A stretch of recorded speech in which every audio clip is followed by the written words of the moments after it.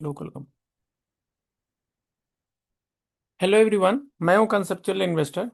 तो आज का दिन का वीडियो काफ़ी इम्पोर्टेंट होने वाला है। जैसे कि अभी हमारी इकोनॉमिक्स सिचुएशन काफ़ी ख़राब है यूएस की। आपने काफ़ी ज़्यादा देखा है कि डेट का प्रॉब्लम चल रहा है। और ऐसे सिचुएशन में हम कहाँ कहाँ एलोकेशन कर सकते हैं, कैसे ट्रेड का प्लान करेंगे, ये सारी चीज़ें के बारे में बात करेंगे। अभी तक इस चीज़ के बारे में मैं बहुत शॉर्टकट में निकल जाता था क्योंकि कभी ऐसे प्रॉब्लम आए नहीं थे। तो आज हम इसके बारे में डिटेल में बात करेंगे। सबसे पहले देखते हैं कि मेजर इकोनॉमिक आज तक जो क्राइसिस आए हैं उसका सॉल्यूशन हमने कैसे निकाला है या फिर मार्केट ने कैसे निकाला है। तो यहाँ पे आप देखोगे कि ये जो इकोनॉमिक जो क्राइसिस आती है, ये एक बार की नहीं है, ये हर बार की है। इसको आप देखोगे कि 1990 में भी आई थी, जो saving and loan crisis US में ही आई थी। यहाँ पे आप देखोगे कि अच्छी खासी क्रैश हुई थी, फिर उसके बाद मार्केट रिकवर होके चला गया था ऊपर की तरफ। 1999 के आसपास ये काफी हाई लगाया था। उसके बाद फिर से आता है 2000 में आपको डॉट कॉम बबल। यहाँ पे अच्छा खासा जो ऊपर गया था नेस्डेक, यहाँ पे अच्छी खासी गिरावट आती है। लेकिन दोनों चीजों में एक बार देखोगे कि यहाँ पे काउंटर मेजर्स क्या लिए गए। तो सबसे पहले देखो कि यूएस गवर्नमेंट ने रिजोल्यूशन जो प्लान यहाँ पे किया था, उसमें पहला था फेडरल रिजर्व जो रेट कट किया था। और इंटरेस्ट रेट कट होने की वजह से सस्ता लोन मिला था और डूबते हुए जो कंपनी है वो बच गई थी। तो हर क्राइसिस में 60-70% जो कंपनियां होती है वो डूब जाती है। जो 30% कंपनियां बचती है, जैसे एप्पल बचा, गूगल बचा, अल्फाबेट बचा, तो ये बहुत वहां से 10x 100x तक ग्रो कर जाते हैं। तो इसी वजह से जो क्रैश आ रहा है वो हमेशा एक प्रॉब्लम नहीं है। और वहां पे पैनिक होने की कोई ज़रूरत नहीं है। वहां पे आपको अपॉर्चुनिटी भी मिल सकती है अगर आपको सही इमर्जिंग सेक्टर का जो नीड का जो स्टॉक है वो मिल गया, तो आपको पैसा बहुत बना के देगा। जैसे आपने कोविड के क्रैश के समय भी आपने इस चीज़ को नोटिस किया था। और यहाँ पे देखोगे कि हर क्रैश में, चाहे सेविंग लोन क्राइसिस हुआ तो आपको लग रहा है कि लोन एंड सेविंग की बात चल रही है, तो यहाँ इंटरेस्ट रेट कट हुआ।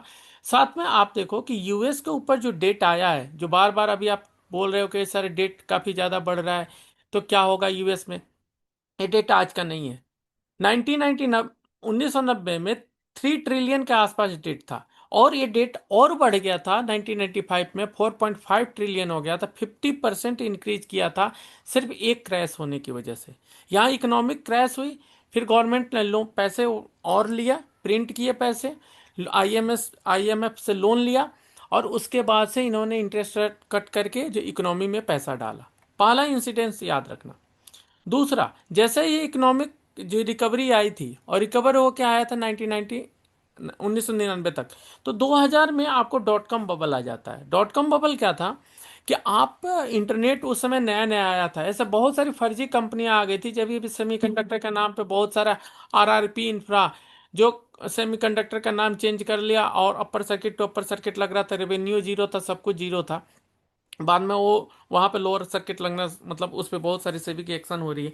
तो ऐसे बहुत सारी कंपनियां आती है जो सिर्फ नाम चेंज कर ली कि हम टेक की कंपनियां हैं, और उस समय उसमें काफ़ी ज़्यादा वैल्यूएशन मिलना शुरू हो गया और स्टॉक अपर सर्किट लगे। तो उसका क्रैश हुआ, तो बहुत सारे जो बैंक्स लोन दे रखे थे उनके पैसे डूब गए। फिर बचाने के लिए गवर्नमेंट ने क्या किया कि यहाँ पे रिजर्व बैंक जो वहाँ का है, उन्होंने इंटरेस्ट रेट को कट किया और यहाँ 6.5 से कट करके 1% के आसपास पहुंच गए। जिस वजह से फिर वहां पे पैसा आया, और पैसा आने की वजह से फिर से इकोनॉमी बच गई। तो ये दूसरी बार हुआ जो बबल में क्रैश हुआ था। यहाँ पे भी देखोगे कि यूएस का जो नेशनल डेट है वो इंक्रीज हो गया था 5.6 ट्रिलियन से 7.4। यहाँ भी देखोगे कि अच्छी खासी जंप देखने को मिली। तो इससे आपको क्या समझ में आता है कि पहले बार 1990 में हुआ यूएस में, उस समय गवर्नमेंट ने फिर से लोन लिया, लोन लेकर बचाया, इंटरेस्ट रेट कट किए। दूसरी बार बबल हुआ, उसके बाद इंटरेस्ट रेट कट किए, उसके बाद फिर से उसका डेट बढ़ गया, तो हम 7.4 के आसपास पहुंचे। अब आगे बढ़ते हैं 2008 में। इसके सिर्फ 8 साल की बाद की बात करें, 2000 के बाद 2008 में यहाँ पे फिर से एक आता है जहाँ ग्लोबल हाउसिंग फाइनेंशियल क्राइसिस होती है। यहाँ पे ऐसा है जिसके बारे में बिग शॉट मूवी, बहुत सारे मूवी बने थे जहाँ पे आपने देखा हुआ था। माइकल बरी ने बहुत सारे पैसे बनाए थे लेमन ब्रदर्स कंगाल हो गए थे, जेपी मॉर्गन को बेल आउट करना पड़ा था, कितने सारे जो इंस्टीट्यूशन वो बर्बाद हो गए थे। तो यहाँ पे ये हुई थी कि जितने भी हाउसिंग लोन्स थे, गवर्नमेंट ने बोला कि पैसे तो काफी अच्छा आ गए थे। पैसे कहाँ से आए थे वो मैं आपको दिखाता हूँ। डॉट कॉम बबल के बाद गवर्नमेंट ने पैसे काफी ज्यादा डाले थे, क्योंकि इंटरेस्ट रेट सस्ता कर दिया था, 1% पे लोन सस्ता मिलना शुरू हो गया था।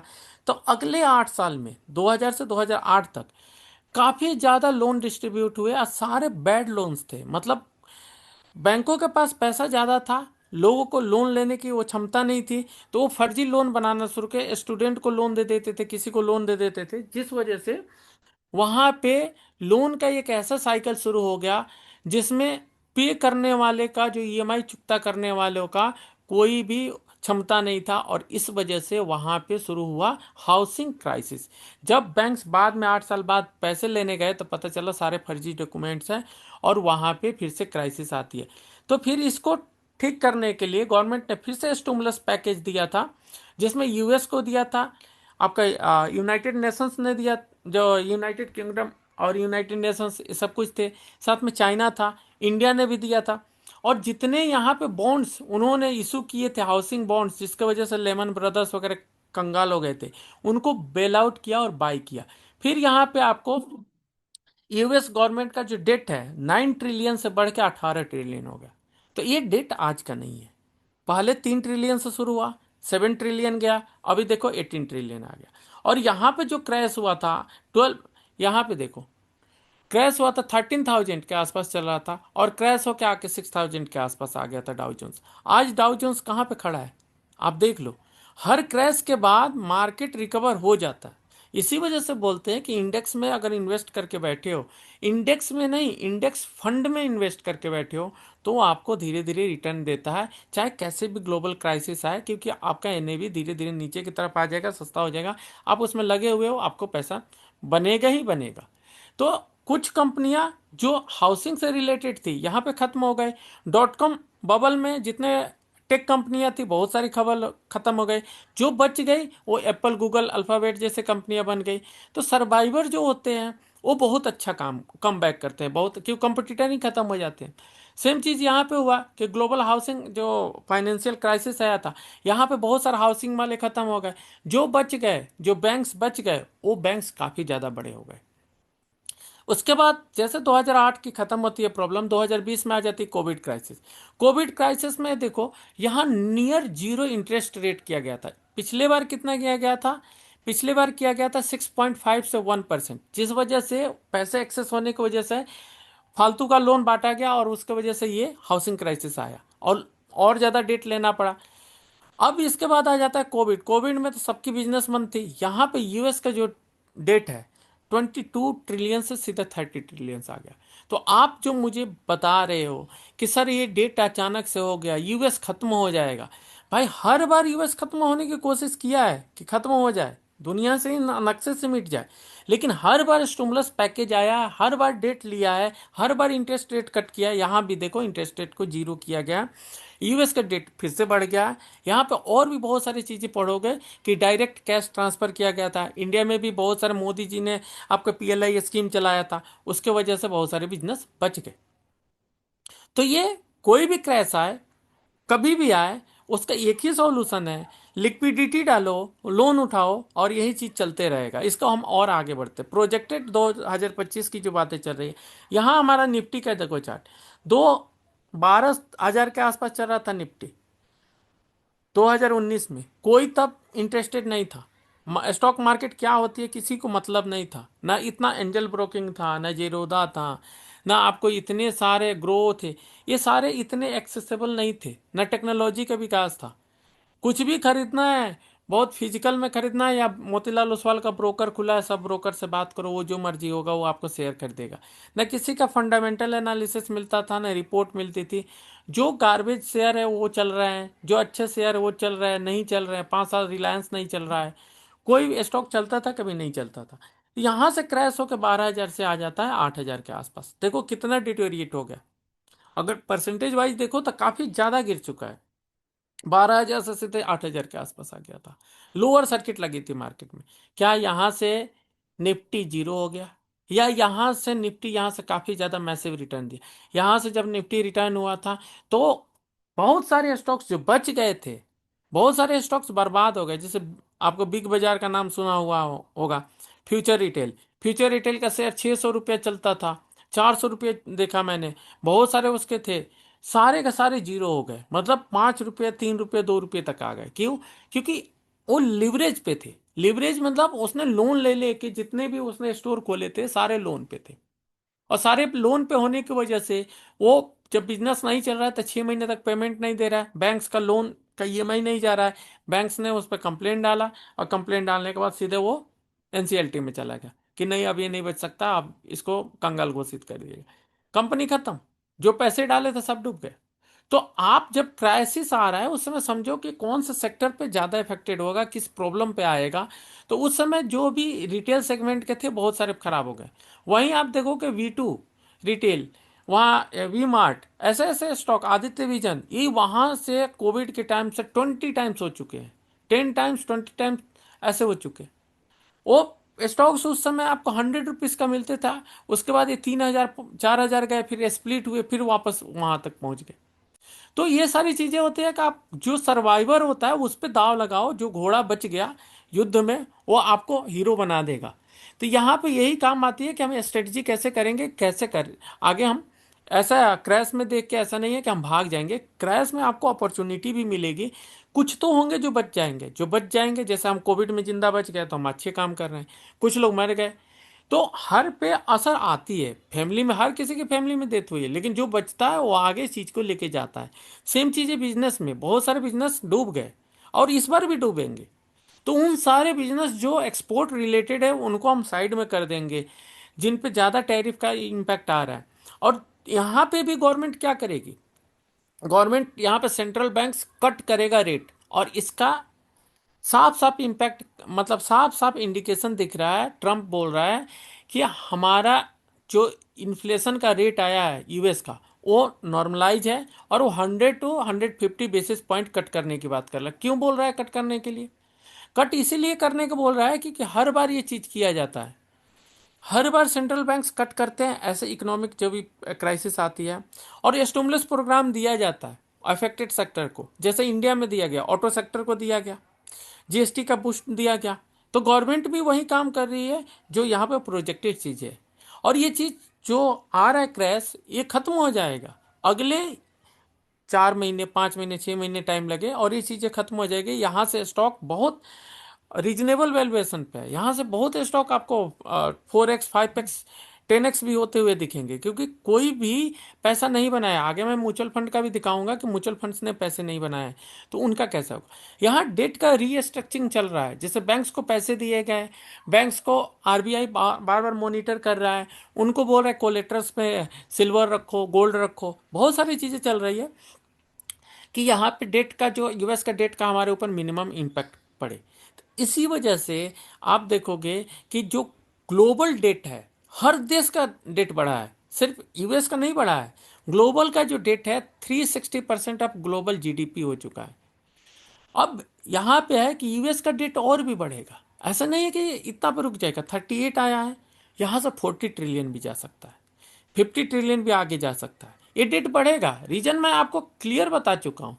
डेट यहाँ से शुरू हुई थी, जो लोग लेट से ज्वाइन कर रहे हैं वो बहुत बड़ी चीज मिस कर रहे हैं, क्योंकि आधे अधूरे ज्ञान से कुछ भी नहीं होता है, आपको सिर्फ अटेंडेंस लगाने से कुछ नहीं होता है, चीजों को समझो। यूएस का जो डेट है 3 ट्रिलियन, ऐसा नहीं है कि यूएस ने पैसा जानबूझ के छापा, वो अपने हर बार जब क्राइसिस आया है उसको बचाने के लिए पैसे छापा, और हर बार लोन लेते गया है। जैसे मैं आपको बेसिक एक एग्जांपल देता हूं कि आपके दादाजी डेट फ्री थे, उनके पास एक भी रुपये का कर्ज नहीं था, उन्होंने बैंक से लोन नहीं ले रखे थे, उनके पास जमीन था, सरप्लस था, सब कुछ, वो अपनी जिंदगी आम जी रहे थे। लेकिन जब आगे आपको बिजनेस करना है, आपने ईएमआई उठाया, आप डेट के अंदर आ गए, एक छोटी सी कोविड ऐसा हो या आपकी जॉब चली जाए या कुछ प्रॉब्लम आ जाए, तो वहीं आपका क्या होगा, आपके अंदर क्राइसिस आ जाएगी। और वो आपका जो फाइनेंशियल क्राइसिस है, तो आप खुद को एक देश समझो कि मैं एक, मान लो कि छोटा सा देश हूं, और वहां पे मान लो कि आपका सब कुछ खत्म होने वाला है, तो क्या करोगे? आप लोन उठाओगे। लोन उठाओगे और उसके बाद बिजनेस करोगे, तो आपकी बिजनेस तो ग्रो करेगी, पैसे भी आएंगे, लेकिन आपको तो डेट को तो रिपे करना है। और ऐसा तो नहीं है कि आप डेट फ्री हो जाओगे इतना जल्दी, वो तो आपने लोन 20 ईयर्स 30 ईयर्स का लिए लिए हो। अगर फिर लाइफ में एक और प्रॉब्लम आ गई, फिर से लोन लोगे, बाद में तो वही हालत होती है कि अनिल अंबानी इंसान बन जाता है, कि लोन लेते गए, हम बिजनेस को बढ़ाते गए, वर्चुअली हमारे पास, अब देखो कि हमारे रॉयल लाइफ आ गया, हमारे पास कार है, बंगला है, सब कुछ है, लेकिन वो चीज़ किस पे है? डेट पे है।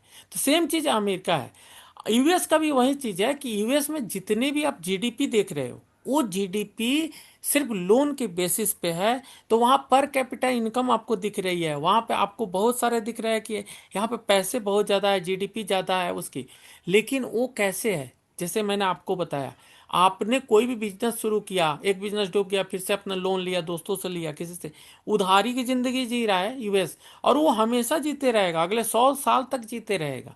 इसका एक बहुत बड़ा हमें अपॉर्चुनिटी दिखेगा कि हम कहाँ कर सकते हैं। तो देखो 3 ट्रिलियन यहाँ पे थे, इसके बाद पहली बार बढ़ा 1990 में 4.5 ट्रिलियन आया, वो दूसरी बार 2000 में डॉट कॉम बबल आया, 5.6 से 7.4 आया, तब भी अमेरिका डूबा नहीं, खत्म नहीं हुआ।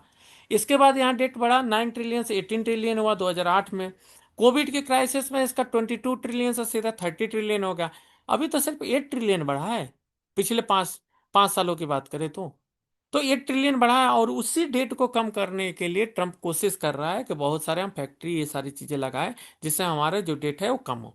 लेकिन ये डेट कम नहीं होने वाला है, क्योंकि फिर वो अनिल अंबानी जैसे कहीं किसी और बैंक से लोन लेगा, फिर उसकी इकोनॉमी चलती रहेगा। सिर्फ उसी का नहीं चल रहा है, हम आगे देखेंगे कि सिर्फ अमेरिका ही एक गुनाहगार है या और भी लोग हैं। चाइना का देखते हैं। चाइना में 2021 में देखो, ये बहुत सारे क्राइसिस आते रहते हैं, सिर्फ एक की कहानी नहीं है। 2016 में रसिया फाइनेंशियल क्राइसिस हुआ था, जिससे आज तक उबर नहीं पाया है।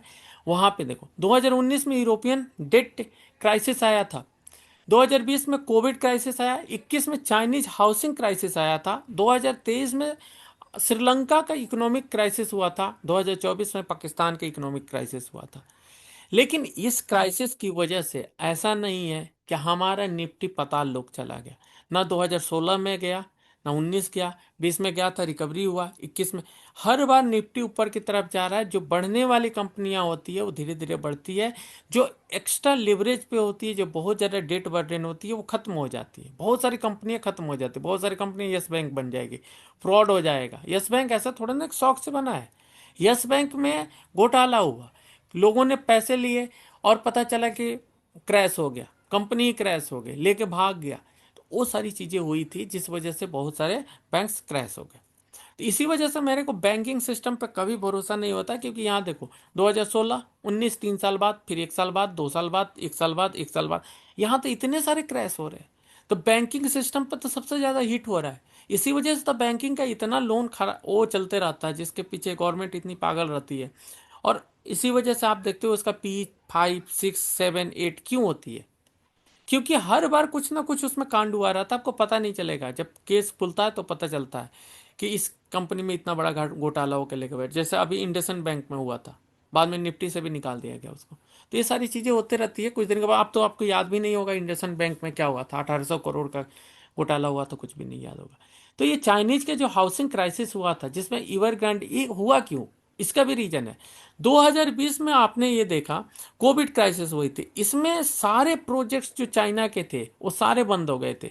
और ये जो एवरग्रांड है, जितने आप चाइना में देखते हो बड़े बड़े ब्रिज है, आपको मॉल्स है, या आप देखते हो कि एक दिन में बिल्डिंग बना कर तैयार कर देता है, metro project, bullet train project, वो सारा चीज यही कर रही थी एवरग्रांड उस समय। रियल एस्टेट का नाम ही था। लेकिन जब कोविड क्रैश आया, उस समय सारे प्रोजेक्ट इसके डिले हो गए। आपको याद है कि कितने लोग मरे थे, उसके वजह से प्रोजेक्ट बंद पड़ा। और उसके वजह से बैंक से लोन लिया था वो सारे के सारे वो डिफॉल्ट होना शुरू किए। तो यहाँ पे बहुत बड़ी क्राइसिस आई थी चाइना में। इंडिया में भी उसका इम्पैक्ट थोड़ा आया था। और यहाँ की भी जितने प्रोजेक्ट काम कर रही थी चाइनीज कंपनी, वो सारे सरेंडर करके वापस चली गई थी वो चाइना की तरफ। यहाँ पे भी क्या मेजर लिया गया था, लिक्विडिटी इंजेक्ट किया गया था। जो चाइना के जो बैंक है उसने पैसे डाले थे, और उस वजह से देखो चाइना के डेट कहां से कहां पहुंच गया, 270% से 290%। इंडिया के 80% के आसपास है डेट, जीडीपी। पाकिस्तान का भी आपको 300% के आसपास पहुंच चुका है, श्रीलंका का भी आपको 200% के आसपास। दुनिया में कोई भी देश ऐसा नहीं है जिसके ऊपर कर्जा नहीं है, और ऐसा कोई भी देश नहीं है जिस डेट क्राइसिस में नहीं है। और ये चीज का मैं आपको इसलिए बता रहा हूं कि पूरे सारे चीज देखने के बाद एक चीज पता चलता है। अभी फ्रांस में भी इकोनॉमिक क्राइसिस हो गया, अभी हाल फिलहाल में 2 दिन पहले वहां भी घोषणा हो गई है कि इकोनॉमिक क्राइसिस हो चुका है। तो ये इकोनॉमिक क्राइसिस आती रहेगी, निफ्टी ऊपर जाती रहेगी, थोड़े समय के लिए रुकेगी अगर इंडिया पे डायरेक्ट इम्पैक्ट आ रहा है। ग्लोबल जितने एक्सपोर्टर्स है सबके ऊपर असर आएगा, क्योंकि अगर फ्रांस में क्राइसिस आती है, जर्मनी में क्राइसिस आती है, यूके में आती है, तो हम वहाँ पे सामान जो हमारा एक्सपोर्ट हो रहा है वो कम हो जाएगा। पहली बात, हमारे जो ग्लोबल लेवल पे जो बिजनेस हो रहा है वो थोड़ी डाउन होगी, लेकिन डोमेस्टिक में हमारा स्टिमुलस कंटिन्यूअस है, जीएसटी कट हुआ है, या हम कोविड के बाद भी हम मेजर्स लेके हम कंटिन्यू ग्रो कर रहे हैं, जिसमें आईएमएफ भी बोल रहा है कि हमारे ऊपर ज़्यादा असर नहीं पड़ेगा। हम चाइना में जो चीज़ें एक्सपोर्ट करते थे उन पर असर पड़ेगा। तो ये क्रैश की वजह से बहुत सारी चीजें हो रही है कि जो ग्लोबल लेवल पर मल्टीनेशनल कंपनी एमएनसी की बात कर रहे थे उनका डाउनफॉल शुरू हो गया है, और बहुत सारे जो टेक कंपनियां हैं उनके ऊपर ज़्यादा इम्पैक्ट पड़ रहा है, क्योंकि वो विदेशों में ज़्यादा काम करती है, अलग अलग कंट्रीज में। यहाँ पे एक और चीज़ देखो कि जो डेट है वो हर देश पे बढ़ रहा है, तो इस वजह से हर देश सोना या चांदी रखेगा। ये बहुत बड़ी अपॉर्चुनिटी है। और ऐसा जेपी मॉर्गन या बाकी सारे एजेंसी का कहना है कि जितना ज़्यादा डेट बढ़ते जा रहा है, अभी जैसे यूएस के ऊपर 38 ट्रिलियन आया, पहले 30 था, कोविड के टाइम 38 आया, 50 आएगा, 100 आएगा, तो उसके इक्विवेलेंट वो या तो क्रिप्टो रखेगा, या गोल्ड रखेगा, या सिल्वर रखेगा, या कहीं और इन्वेस्ट करके रखेगा। यूएस बार बार ये कोशिश कर रहा है कि हम डेट फ्री खुद को घोषित करें। जैसे हम किसी कंपनी को देखते हैं कि कंपनी रिलायंस का शेयर ले रखी है, और रिलायंस का शेयर मान लो खरीद के रखी है, तो उसका मतलब इतना एसेट वहां से आ रहा है, और उसके ऊपर इतना डेट है, तो ले दे के इसके पास कोई भी कर्जा नहीं है, डेट फ्री है, वर्चुअली डेट फ्री है। तो सेम चीज है कि उसके पास एसेट कितना है, लैंड्स कितना है, या उसके पास गोल्ड्स कितना है, इसी से तो मेजर करेंगे। तो इसी से यूएस में गोल्ड की होर्डिंग बहुत ज़्यादा चालू है। यूएस में 5,000 टन के आसपास गोल्ड है, और क्रिप्टो बहुत ज़्यादा उन्होंने कब्जा कर रखा है। क्रिप्टो को पंप कर रहे हैं, गोल्ड को भी पंप करेंगे, ताकि वो ये दिखा सके कि हमारे ऊपर जितना डेट है उसको हम कवर किससे कर रहे हैं, गोल्ड और क्रिप्टो से, क्योंकि हमारे पास ये एसेट पड़ा हुआ है। तो हम ले दे के हम क्या है, हमारे ऊपर कोई डेट नहीं है, क्योंकि वर्चुअली हम डेट फ्री है। क्रिप्टो बेच के हम आपको कर्जा चुका देंगे, या गोल्ड बेच के कर्जा चुका चुका देंगे। तो इसलिए इस जो प्राइस है गोल्ड का, ये कंटिन्यूअस बढ़ते रहेगा। वैसे भी 8% के हिसाब से बढ़ता है, क्योंकि गोल्ड कोई कंपनी नहीं है। गोल्ड एक फिक्स्ड अमाउंट में पूरी दुनिया में उपलब्ध है, रेयर अर्थ मेटल है। और सिर्फ गोल्ड की बात नहीं करें, प्लेटिनम 80% के आसपास जंप कर चुका है। सिल्वर को देखो कि एक साल में 60% के आसपास जंप कर चुका है। तो इसीलिए ये जो डेट देख रहे हो ये कंटिन्यू बढ़ेगा। अगर चाइना में फिर से क्रैश आता है तो चाइना क्या करेगा, फिर से स्टिमुलस डालेगा, फिर से कर्जे लेगा। तो ये आने वाले 50 साल की बात करें तो इंडिया के ऊपर भी डेट है, वो करीब करीब 80% से बढ़ के 200-300% चला जाएगा। अमेरिका के ऊपर 100 ट्रिलियन के आसपास चला जाएगा। तो कोई कंट्री बर्बाद नहीं होगी। सिंपल सा लॉजिक है कि पहले राजा महाराजाओं के पास सोने चांदी का भंडार था, उनको किसी से कर्ज लेने की जरूरत नहीं है। अभी देश चलाने के लिए सबको कर्ज लेने की जरूरत है, और कहीं ना कहीं से कर्ज लेते हैं वो।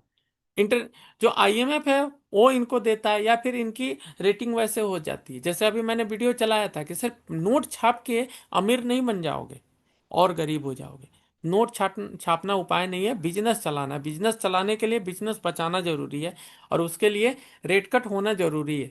सस्ता लोन मिलेगा, इकोनॉमिक बूस्ट होगा, तभी हमारी जीडीपी बढ़ेगा, पैसे आएंगे, हम डेट को रिपेमेंट करेंगे, ऐसा सारी चीजें चलती रही। तो कंक्लूजन अभी तक के सारे कहानी का यही है कि हर फाइनेंशियल क्राइसिस के बाद यूएस की गवर्नमेंट हर बार बैंक का इंटरेस्ट रेट कट कर रही है, और इस बार भी कट कर रही है। तो हम किस फेज में हैं, हम रिकवरी के फेज में खड़े हैं। हमारा जो क्रैश था वो हो चुका है। हम यहाँ पे अगर इंटरेस्ट रेट कट हो जाता है, इजी लोन मिलना शुरू हो जाता है, तो अफेक्टेड सेक्टर्स जो है वो रिकवरी दिखाना शुरू कर देंगे।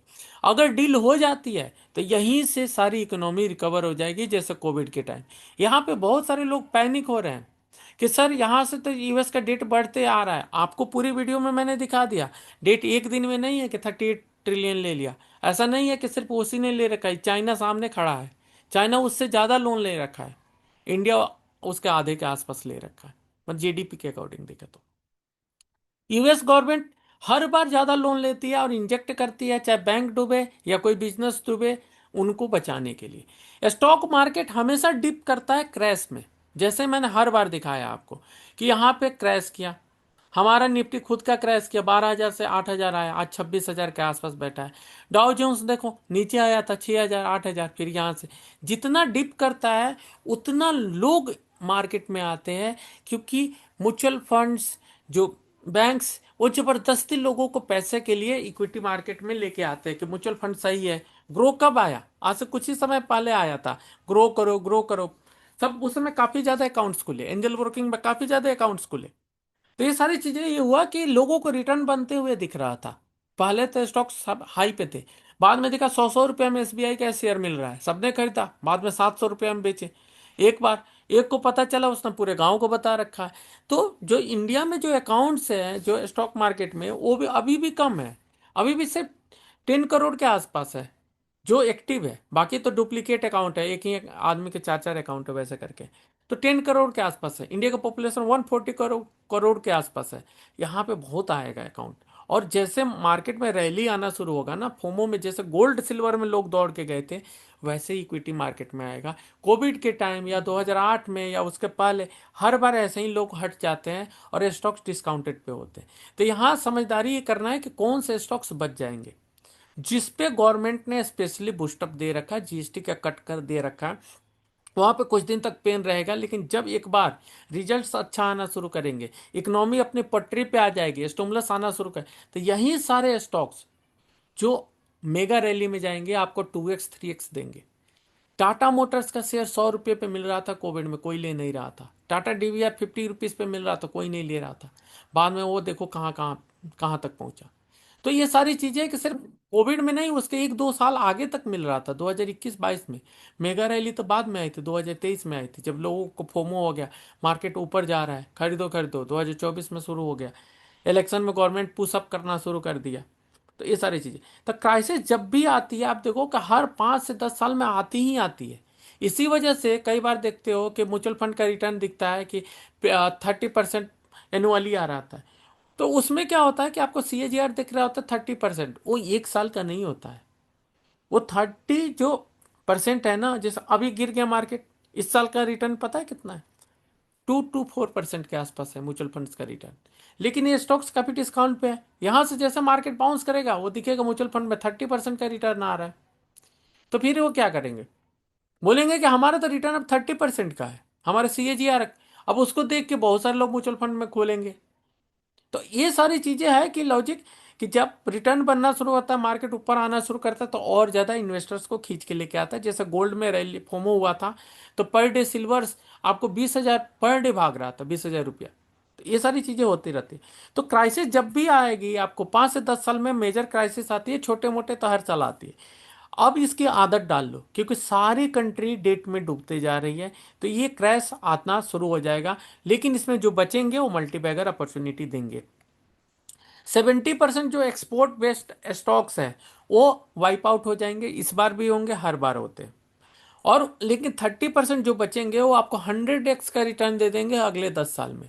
क्योंकि यहाँ पे गौर यूएस में इतने दिन से हमने कुछ सप्लाई नहीं किया है, सब यूरोप में भी सप्लाई नहीं किया है। प्रॉब्लम वहाँ पे चल रही है, वो मैं दिखाऊंगा कि वहाँ के कंज्यूमर्स कैसे प्रॉब्लम में अभी फंसे हुए हैं। जबकि इन्फ्लेशन का डाटा वहाँ दिखाया जाए न्यूट्रल है, जबकि वहाँ कॉफ़ी के प्राइसेस 30-40% ऊपर हो चुका है। ऐसे में सामान की प्राइसेस इतनी ज्यादा ऊपर हो चुकी है कि वहां ऑटो इंडस्ट्री बंद हो गया। चिप की कमी की वजह से उन्होंने, ऑटो मेकर्स ने बंद कर दिया, बोला हम नहीं बनाएंगे ऑटो, हमारे पास इतना पैसा नहीं है। पार्ट्स उनको मिल नहीं रहे हैं, पार्ट्स खुद बनाना पड़ रहा है। एक के पार्ट्स बन यहाँ पे इतने सारे ऑटो एंसिलरी के पार्ट्स होते हैं, सब असेंबल किया जाता है। वहां पे क्या है कि मिल ही नहीं रहे पार्ट्स, उनको खुद बनाना है, टेस्टिंग कर रहे हैं।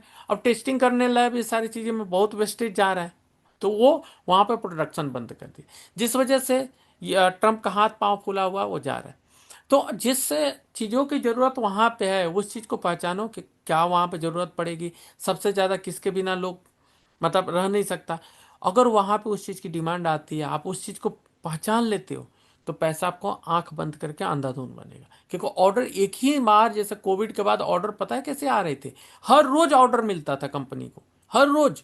2021-22 में इतने ऑर्डर मिले ना, आप देख रहे हो 5 मिनट पहले ऑर्डर आया, एक और ऑर्डर आया, ऐसे ऑर्डर विन हो रहे थे कंटिन्यूअस, क्योंकि गवर्नमेंट तो इधर बूस्टअप दे दी थी, पैसा दे दी थी दबा के, सस्ता लोन मिल रहा था, जो ऑर्डर हो रहा है सब बीट कर रहे थे। तो ऐसे चीजें चलिए। तो ग्लोबल हमने एक्सपोर्ट काफी ज्यादा किया था। यहाँ पे काम आएगा कंपनी के मैनेजमेंट का, एक्सपीरियंस का, कि वो कोई भी कंपनी जैसे साउथ की देखते हो डूब जाती है, प्रॉब्लम आ जाती है, तो कैसे जो डेट वाली सिचुएशन है, चाहे खराब सिचुएशन है, इसमें से कैसे सरवाइव करके निकल सकते हैं, यहाँ पे काम आती है एक्सपीरियंस। अगर एक्सपीरियंस नहीं है, कम एक्सपीरियंस है, तो वो सारी कंपनियां डूब जाएगी। जैसे फ्यूचर रिटेल के जो थे, उनको समझ में ही नहीं आया, पूरी कंपनी डूब गई, बिग बाजार पूरा डूब गया।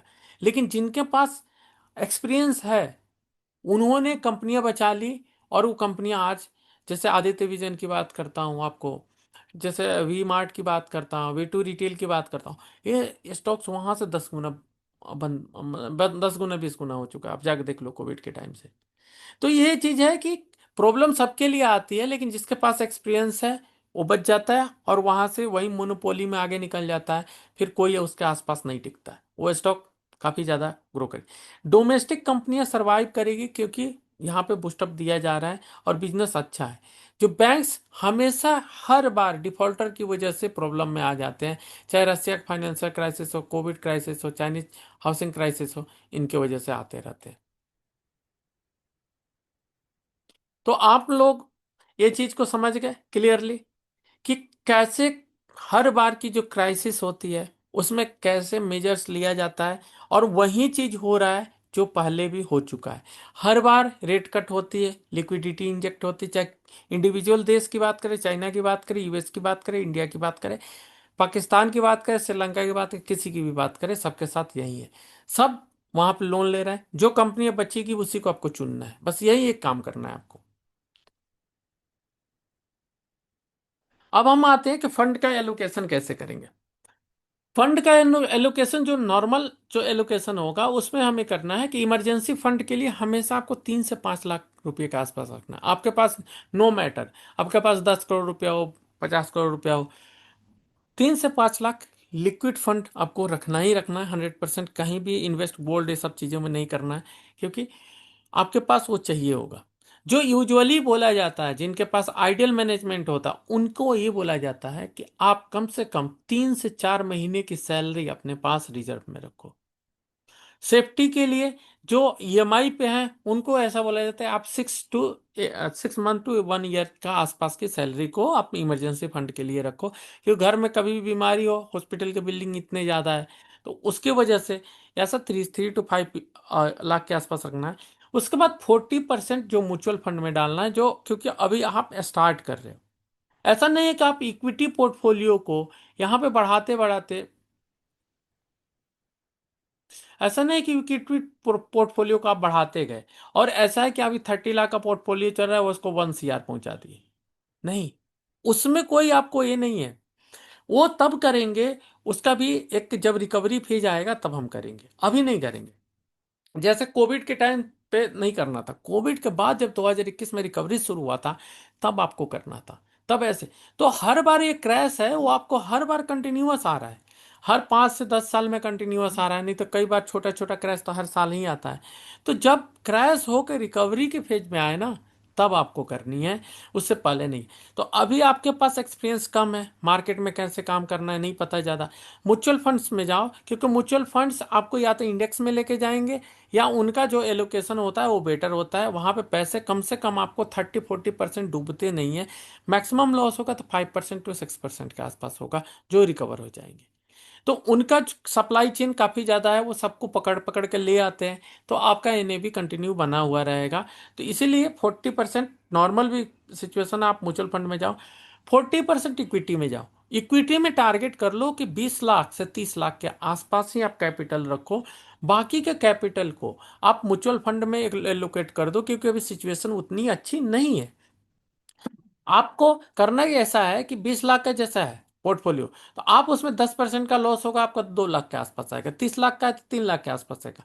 यूजुअली अभी देखा जाए तो सबका पोर्टफोलियो जो अभी हाल फिलहाल में जिसने नया बनाया भी होगा, उसका पोर्टफोलियो 10 से 12% के आसपास लॉस में होगा। तो जिस वजह से 3 to 4 लाख के आसपास, ऐसा नहीं कि उस लॉस को रिकवर करने जाना, आपको ये करना है कि मार्केट का सिचुएशन अच्छा नहीं तो इन्वेस्टिंग का आइडिया छोड़ दो। अभी सिर्फ मोमेंटम ट्रेडिंग, स्विंग ट्रेडिंग, जो चीज जहां पैसा मिल रहा है आपको, 10,000, 15,000, 20,000, 25,000 जो मिल रहा है, आप वहां बुक करो। फिर कैश को रोटेट करो, कैश ट्रैप मत होने दो।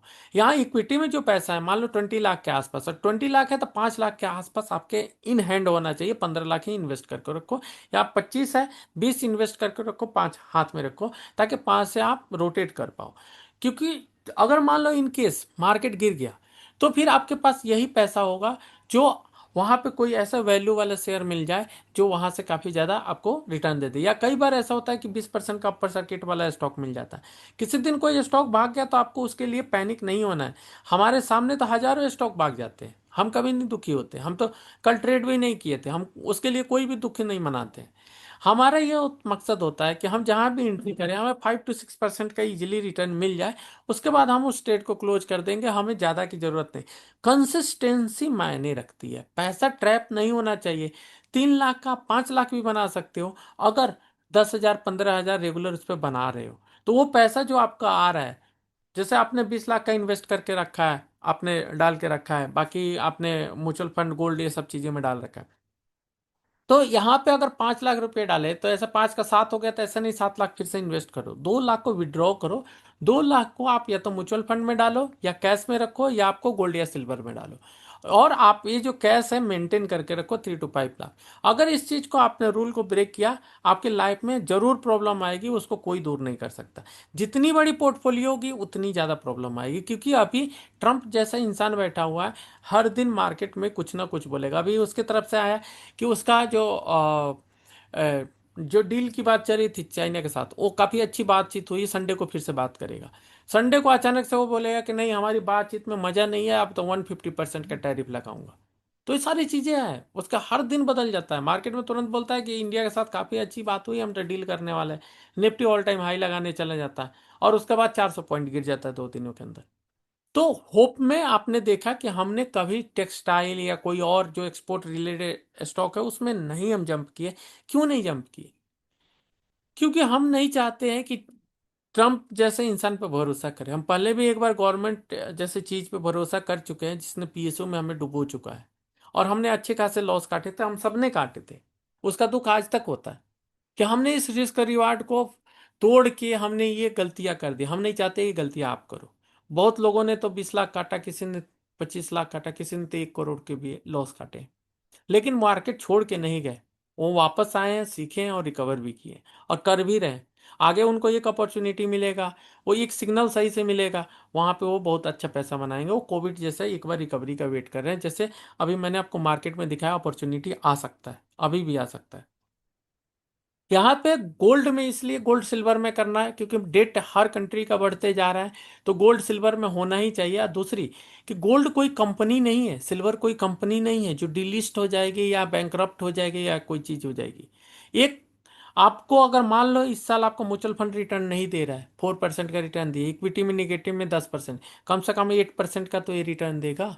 और कई बार क्या होता है कि जब ग्लोबल क्राइसिस आती है, तो यही चीज, यही जो 20% आपने गोल्ड में डाल रखा है, यही अगर मान लो 5 लाख डाल रखा है, वो अचानक से वहां से 10 लाख हो जाता है।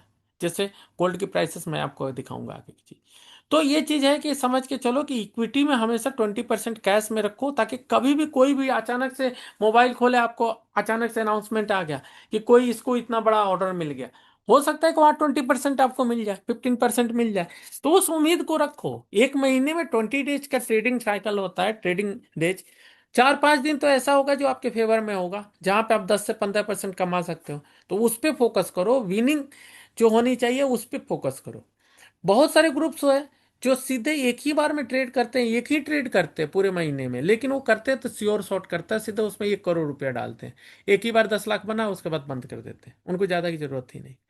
तो सबके करने का तरीका अलग है। आपके पास नॉलेज ज्यादा होनी चाहिए क्योंकि कैपिटल कम है।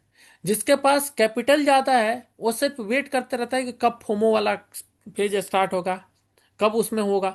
तो हम मोशिप मान लो 180 पे बेच के निकल जाते हैं, मतलब 180 पे हम एंट्री लेते हैं और 270 पे निकल जाते हैं, और 240 पे रिटेस्ट पे लेते हैं और 270 पे निकलते हैं, और उसमें 1 करोड़ रुपए डाल के निकलते हैं। ऐसे बहुत सारे ग्रुप हैं जो ब्रेकआउट कराने की कोशिश करते हैं, जो अपने मेंबर्स को वहां पे लेके जाते हैं, ब्रेकआउट के लिए बाई करवाते हैं। तो सबका अलग अलग स्ट्रेटेजी है। हम लोग देखते हैं कि आप लोग के पास थोड़ा सेफ्टी के साथ जाना चाहिए, इसलिए हम या तो ब्रेकआउट या रिवर्सल के साइड में जाते हैं, जिससे अगर आप फंसो भी तो आपका कॉस्ट आने के चांसेस ज्यादा हो। ऐसा नहीं कि ऑल टाइम हाई पे बाई करवा दूं और फिर उसके बाद गिर जाए, ये हमने पहले धोखा खा चुका है, इससे मैं एक्सपीरियंस से बता रहा हूँ। जब आपको सस्पेक्टेड क्रैश हो कि लग रहा है कि अब क्रैश हो जाएगा, वहां पे आपको करना है कि म्यूचुअल फंड में ज्यादा जाना है। ये जो 40% इक्विटी में है तुरंत यहां से काटो, अगर 20 लाख का पोर्टफोलियो उसको कट करके 10 लाख करो और बाकी का म्यूचुअल फंड में डाल दो, और आपको गोल्ड सिल्वर में थोड़ा सा और बढ़ा दो, क्योंकि क्रैश होगा तो ये पैसा आपको डबल होते हुए तुरंत दिखेगा। तो ऐसे सिचुएशन में इस साल जिसने भी काम किया है उसको देखो कि गोल्ड की जो जो रिटर्न है एक साल में 60% के आसपास है, सिल्वर की भी है, प्लेटिनम की 80% है। तो पैसा बहुत ज्यादा बना हुआ अगर उसने ये चीज को रिस्क रिवार्ड को फॉलो किया है। इसमें बहुत सारे होते हैं कि डिजिटल गोल्ड भी होते हैं, सिल्वर भी होते हैं, उसमें एसआईपी चल रही होती है, उससे भी होता है, ईटीएफ भी कर रहे हो तो उससे भी हो रही होती है। तो ऐसा नहीं सोचो कि सिर्फ 8% यहाँ पे रिटर्न आ रहा है। भाई ये जो कंपनियां है ना जो इक्विटी में, हो सकता है कि बैंकरप्ट हो जाए, डूब जाए, डिलिस्ट हो जाए, कोई पता नहीं है, स्कैम हो जाए, कुछ भी हो सकती है। लेकिन गोल्ड सिल्वर की कंपनियां वैसी नहीं होती है, इसलिए आप कितना भी कोशिश कर लो, इंडियन जो वाइफ होती है उनकी जो गोल्ड की जो रिटर्न है उसको इक्विटी बीट नहीं कर पा रहा है। क्योंकि अगर 10 स्टॉक रखे हो, 4-5 तो डूब जाएगी, कुछ ही बचेंगे। अगर कुछ आपके बचे उसमें 5x हो गया, आपने बेच दिया तुरंत, और उसमें जो रिटर्न बनना चाहिए था पता चला 100x हो रहा है, तो उसके पहले ही आप बेच के निकल गए। तो इसी वजह से, लेकिन गोल्ड सिल्वर एक ऐसा चीज आप बेचते नहीं हो, उसको रखे रह जाते हो, तो जनरेशन टू जनरेशन काम हो।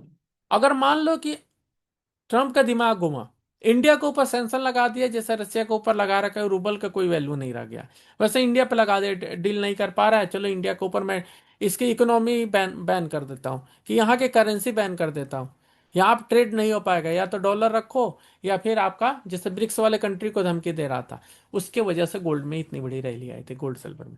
जब रिकवरी फेज हो, जब क्रैश के बाद रिकवरी फेज हो, जैसे इंडिया यूएस की डील होने वाली है, उस समय करना है कि म्यूचुअल फंड की जो है वो आपको कट कर लेनी है, इक्विटी में ज्यादा जाना है, गोल्ड सिल्वर से भी कट कर लेनी है, इक्विटी में ज्यादा जाना है, 60% इक्विटी में एक्सपोजर रखो, वहां पे डालना है, आप 1 करोड़ डालो। जब रिकवरी हो रहा है कोई इशू नहीं है, आप डाल के बैठो, क्योंकि बॉटम पे लियो, रिकवरी शुरू हो गया है, डील सब कुछ सेटल हो गया है, उसके बाद से आपका आराम से पैसा बनेगा।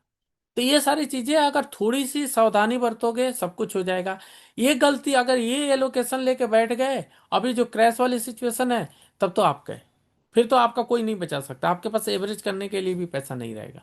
तो कभी बहुत बड़ी गलती मत करो कि आप सैलरी का पैसा रोज डालते जाओ इक्विटी मार्केट में। मैंने बहुत सारे लोगों को देखा है कि उन अपने पोर्टफोलियो बनाने के चक्कर में लगे रहते हैं कि मैं 2 साल के अंदर 20 लाख के आसपास पहुंचा दूंगा, जो उनकी सैलरी मिल रही होती सब कुछ डाल रहे होते हैं। तो यहाँ पे जब तक आपका डील फाइनल नहीं हो रहा है, जब तक पेपर पे हो नहीं रहा है, ऐसा नहीं कि एक दिन मार्केट में अपर सर्किट लग जाएगा तो सारे स्टॉक अपर सर्किट में लग जाएंगे। आपके पास बहुत सारे स्टॉक्स होंगे, सिर्फ 2,000 स्टॉक्स में सिर्फ और सिर्फ 30 स्टॉक ही मूव कर रहे हैं अभी फिलहाल, बाकी सब तो कुछ स्पेकुलेटेड है, एसएमई है, उनको तो छोड़ ही दो। यहाँ पे हम देखते हैं कि कंपाउंडिंग कैसे करेंगे। लॉन्ग टर्म कंपाउंडिंग कर सकते हैं, म्यूचुअल फंड से कर सकते हैं, गोल्ड से कर सकते हैं, ट्रेडिंग से कर सकते हैं, इंट्राडे या स्विंग से कर सकते हैं। कंपाउंडिंग क्या होती है, जैसे आपने आज 100 रुपया कमाए, 100 रुपया लेके आए, 100 रुपये पर आपने मान लो कि एक वीक में 10 रुपया कमाया, तो आपका कैपिटल हो गया 110 रुपया। अब उस पर 10 रुपया कम, 10% कमाओगे तो आपका 10 रुपया नहीं गेन होगा, 11 रुपया गेन होगा। और ये धीरे धीरे इंक्रीज होते जाएगा, वो कंपाउंडेड होते जाएगा। जो भी चीज कमा रहे हो वो एड ऑन होगा, आपका नया कैपिटल बनेगा, इंक्रीजिंग कैपिटल होते जाएगा। और इसका कंपाउंडिंग का इम्पैक्ट आगे बहुत दिखता है आपको। तो ये कंपाउंडिंग में देखो कि ये होता है कि इंटरेस्ट ऑन इंटरेस्ट होता है। जैसे आपने कुछ कमाया, वो आपका फिर एक नया कैपिटल बन गया। मान लो कि 2 लाख रुपए लेके आए थे मार्केट में, आपने धीरे धीरे इंटरडे करके 2,000, 4,000, 5,000 करके उसको 3 लाख बना लिया। अब 3 लाख पे वो आपका कैपिटल बन गया। अब उस पे जो अर्निंग आ रही है 10%, अब उस पे आएगी। फिर वो धीरे धीरे 5 बनेगा, 5 से 7 बनेगा। तो ऐसे अगर 5% भी मंथली अगर निकाल ले रहे हो, जो भी आपकी कैपिटल है, 1 लाख है तो 1,05,000 हुआ पहले महीने में, दूसरे महीने में 1,10,000 होगा। ऐसा 15 मंथ में देखोगे तो कैपिटल डबल हो जाएगा। सिर्फ जो भी आपके पास कैपिटल है उस पर 5% जनरेट करने की कोशिश करो, और स्टॉक 5% मिलना बहुत आसान होता है। तो ऐसे एलोकेट करके रखो। 20 डेज का ट्रेडिंग साइकिल है कि आपका 5% मिल जाए। एक ट्रेड में हो रहा है, 2 ट्रेड में हो रहा है, 10 ट्रेड में हो रहा है, आप वैसे करते रहो। बड़े बड़े जो म्यूचुअल फंड्स होते हैं, हेज फंड्स होते हैं, उनका आरओआई मंथली 1 से 2% होती है। जो आपको एफएनओ ट्रेडर्स होते हैं जो करोड़ों करोड़ों की बात करते हैं, उनका 2% होता है। और आप अगर 5% कर रहे हो तो 15 महीने के अंदर आपका पैसा डबल हो जाएगा। 23 महीने, लगभग 2 साल में आपका पैसा ट्रिपल हो जाएगा। 1 लाख लेके आए थे 3 लाख हो जाएगा। 29 मंथ में 4 गुना होगा, 33 मंथ में आपका 5 गुना होगा। और ऐसे देखोगे तो 6 साल के बाद, 5 साल के बाद आपके पास 18 लाख रुपया होगा। सिर्फ डिसिप्लिन फॉलो करना है कि हमें पैसा गंवाना नहीं है। जो पैसा आया उस पर 5% मंथली का बंद करना है। मैं हर बार पढ़ाता हूँ, मैं खुद बनाता हूँ, पैसे बना लेता हूँ क्योंकि मेरे को टारगेट है, मैं बना लेता हूँ। बाकी लोग भी बना लेते हैं, बहुत सारे लोग हैं बना लेते हैं जो ट्रेडर हैं। बहुत सारे लोग हैं जो लालच में प्रॉफिट बुक नहीं करते, उस स्टॉक से शादी करके बैठ जाते हैं, उसको बेचेंगे ही नहीं। फिर स्टॉक क्या होता है, जैसा अंतराज 700 गया फिर वापस आ गया 600। नहीं बुक किया आपका नुकसान। हमने तो बुक किया, कर लिया, कम से कम 50%, 60% तो बुक कर ही लेते हैं। फिर उसके बाद नीचे आएगा फिर हम बाई करेंगे। तो एक स्टॉक को ऊपर जाने में आपको पता है सांप सीढ़ी का खेल है। तो जितने बार जा रहा है उतने बार हम एंट्री ले रहे हैं, उतने बार एग्जिट कर रहे हैं। तो रिलेटिवली पैसा फ्री है, हमें दूसरा अपॉर्चुनिटी भी मिल रहा है, उसके जगह मोशिप मिल रहा है, अनंतराज मिल रहा है, कभी ब्लैक बॉक्स मिल रहा है, कभी कुछ और मिल जाए, कभी ऑटो इंसुलरी मिल जा रहा है। तो पैसा हमारा रोटेट होते जा रहा है। और ऐसा नहीं कि सारे कैपिटल आते जा रहा है तो उसको इक्विटी में डालते जा रहे हैं। उस पैसे को विड्रॉ करके या गोल्ड सिल्वर में डाल रहे हैं, या फिर उस पैसे को निकाल के हम म्यूचुअल फंड में डाल रहे हैं, या हम उस पैसे को कैश फ्री रख रहे हैं। तो बहुत लोगों की ये कॉमन गलती होती है कि वो पोर्टफोलियो इंक्रीज करना शुरू कर देते हैं अभी के टाइम में। अभी के टाइम में इंक्रीज नहीं करना है। जितना कैश आपके पास सरप्लस हो, चाहे पराग पारिक को देखो 30% कैश लेके बैठा है, मोतीलाल ओसवाल 20% कैश लेके बैठा है। ऐसे बहुत सारे जो म्यूचुअल फंड्स है उन्होंने कैश लेके बैठा हुआ है। आपको भी रखना है। तो यहाँ पे आपको देखो सिर्फ 15% अगर आपका इन्वेस्टमेंट ग्रो करता है, जैसे साल भर की बात करें कि एक साल में 15% ग्रो करता है, तो यहाँ पे देखो कि यहाँ पे दिखाया है कि जो 2 गुना हो जाएगा 5 साल में हो जाएगा। ये म्यूचुअल फंड के लिए, कि म्यूचुअल फंड आपको 15% का भी रिटर्न देता है, जो हमने बोला म्यूचुअल फंड में एलोकेट कर लो। तो आपका पैसा 5 गुना हो जाएगा 2 साल में, सॉरी 5 साल में 2 गुना हो जाएगा, 10 साल में 4 गुना हो जाएगा, 15 साल में 8 गुना हो जाएगा, और ऐसे ऐसे करके आपको 66x तक हो जाएगा जैसे जैसे उसको टाइम देते जाओगे। तो यहाँ पे कंपाउंडिंग में गेम ये नहीं होता है कि आप कितना ज्यादा मतलब उसको मतलब बनाने कैपिटल लेके आ रहे हो। यहाँ मैटर करता है टाइम कितना दे रहे हो। जितनी लंबी टाइम दोगे, 1 लाख रुपये यहाँ से शुरू शुरू होके 18 लाख रुपये तक जा सकता है। अगर 10 लाख से शुरू किए तो सोचो आप कहाँ तक पहुंच सकते हो। 5 साल 6 साल में ट्रेडिंग में बहुत सारे लोगों को सुन रखे हो गए कि मैंने पूरी कैपिटल गंवा दी थी एफएनओ में, मैंने सारी चीजें गंवा दी थी, लेकिन मेरी एक स्ट्रेटेजी काम आई जिस वजह से मैंने सारी रिकवरी कर ली। वो पता है स्ट्रेटेजी क्या होती है? बंदा पूरी जिंदगी लॉस कर रहा होता है लेकिन हार नहीं मानता है, लेकिन एक बार कोविड जैसा मौका मिलता है उसको, या 2008 के बाद जो क्राइसिस हुई थी 2009 में रिकवरी मिलता है, या अभी जो क्रैश हुआ है इसके बाद जो स्टिमुलस के बाद जो रैली आएगी वो मिलता है। तो ऐसा नहीं होता कि कोई स्ट्रेटजी उसकी काम करती है, एक्सपीरियंस काम करता है कि मार्केट अब फिर नीचे से ऊपर की तरफ जा रहा है ना, तो अब उसको कंपाउंड करना शुरू करेगा। हर दिन वो 5% जनरेट करेगा। आप वीकली कर रहे थे, मंथली कर रहे थे, वो पर डे करेगा। क्योंकि उसको पता है कि अभी कॉल ऑप्शन लेते जाऊंगा ऊपर ही जा रहा है मार्केट, 5-5% वो बुक किए जा रहे हैं। या स्टॉक में उसको पता है कि कौन से टेक्निकल बेसिस पे ऊपर की तरफ जा रहा है, उस स्टॉक में वो पैसा डाल रहा है, एक ही बार डाल रहा है, 10 लाख 20 लाख ऐसे करके डाल रहा है। तो वहां से वो 1 लाख रुपये से भी फिर वापस सारी के सारी कैपिटल वो रिकवर कर लेता है। लेकिन फिर जब डाउनफॉल चालू होती है उसमें सारा पैसा उसकी चली जाती है। इसीलिए मार्केट एक ऐसा है जहां पे पैसे आप लेके तो आते हो लेकिन लेके जा नहीं पाते हो। यहाँ वही लेके जाता है, या तो म्यूचुअल फंड में डाल के छोड़ दिया, या स्टॉक में डाल के भूल गया। कुछ ऐसे स्टॉक्स जो कंटिन्यूअस ग्रो कर रहे हैं, जैसे एमआरएफ का हो गया, अपोलो टायर का हो गया। टायर कंपनियां ऑलमोस्ट ग्रो करती है। टायर कंपनियां क्यों ग्रो करती है? कभी आपने सोचा है एमआरएफ एमआरएफ क्यों बन गया? क्योंकि इंडिया में पॉपुलेशन इतनी ज्यादा है कि वो कंट्रोल होने के नाम नहीं ले रही है। और जितनी ज्यादा पॉपुलेशन है उतनी ज्यादा शादी है और उतनी ज्यादा व्हीकल की डिमांड है। ये तो बात को मान के चलते हो कि गाड़ियों के जो नंबर है वो हर साल बढ़ते जा रहे हैं। गवर्नमेंट का रूल है कि 10 से 15 साल में गाड़ी को डिस्कार्ड कर देना है। वो आपका उसका जो क्या बोलते हैं कि पॉल्यूशन में आ जाएगा आपको। तो उसके बाद आपकी गाड़ियों को चलाने नहीं देगा, उसका चालान कटना शुरू हो जाएगा। तो कोई भी गाड़ी होती है उसकी एवरेज लाइफ वैसे भी कम हो जाती है, पॉल्यूशन शुरू किया उसको हटा दिया जाएगा। गवर्नमेंट नए नए स्कीम लेके आ रही, हाइड्रोजन की गाड़ियां चाहिए, गवर्नमेंट लेके आ रही ईवी की गाड़ियां चाहिए, नए नए किस्म की गाड़ियां आ रही है, लोग ट्राई कर रहे हैं। तो इस वजह से यहाँ पे टायर की तो जो लिमिटेड कंपनी है, कितनी कंपनियां, एमआरएफ है, अपोलो टायर है, सी8 है, और उसके अलावा 4-5 और कंपनियां हैं। तो इतने ही जेके टायर है, यही सब कंपनियां हैं, बाकी सारी कंपनियां तो नहीं है। तो जो सप्लाई आएगा इन्हीं की तरफ से। अभी 6 लाख 10 लाख गाड़ियां बिकी है, सब में तो टायर लगेगा। ऐसा तो नहीं मारुति अपना कार का टायर बना रहा है खुद बैठ के, ऐसा तो बिल्कुल नहीं होता है। ऐसा तो नहीं मारुति अपना हेडलैम्प बना रहा है, सीट बना रहा है।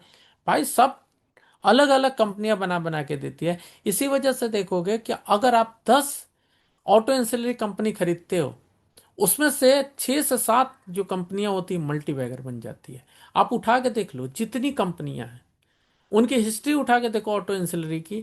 क्योंकि यहाँ पे हमेशा ऑटो इंसुलरी के ऊपर सबसे कम इम्पैक्ट आता है। 2008 की जब क्राइसिस हुई थी, सबसे कम इम्पैक्ट आया था हीरो मोटोकॉर्प पे, और 0.6% पॉजिटिव बंद हुआ था। मारुति के ऊपर आया था कि ग्लोबल लेवल पे करता है, तो 27% के आसपास या 41% के आसपास वो डाउन किया था।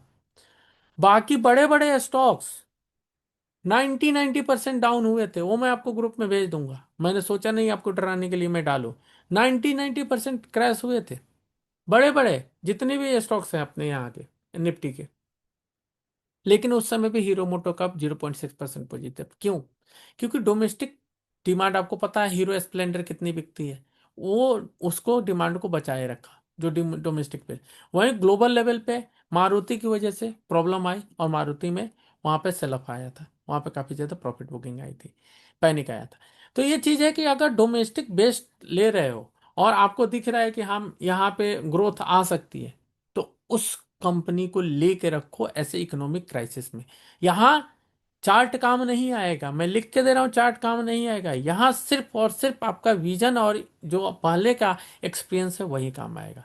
अगर एक्सपीरियंस सही है तो आप पैसे को एलोकेट सही करोगे, और वहां पे पैसा आपको अच्छा खासा बनेगा। तो कंपाउंडिंग को याद रखना कैसे करना है।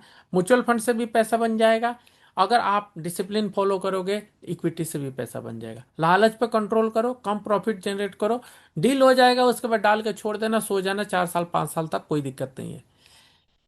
इन्वेस्टिंग के लिए कब करना, बहुत सारे अपने जो क्लास के बच्चे हैं उन लोगों ने मैसेज किया था, सर मैं तो इन्वेस्टर हूं, मुझे आप स्विंग ट्रेड और इंट्राडे ये सब में मत इन्वॉल्व करो। मैं उनसे ये चीज पूछना चाहता हूँ सिंपल सा।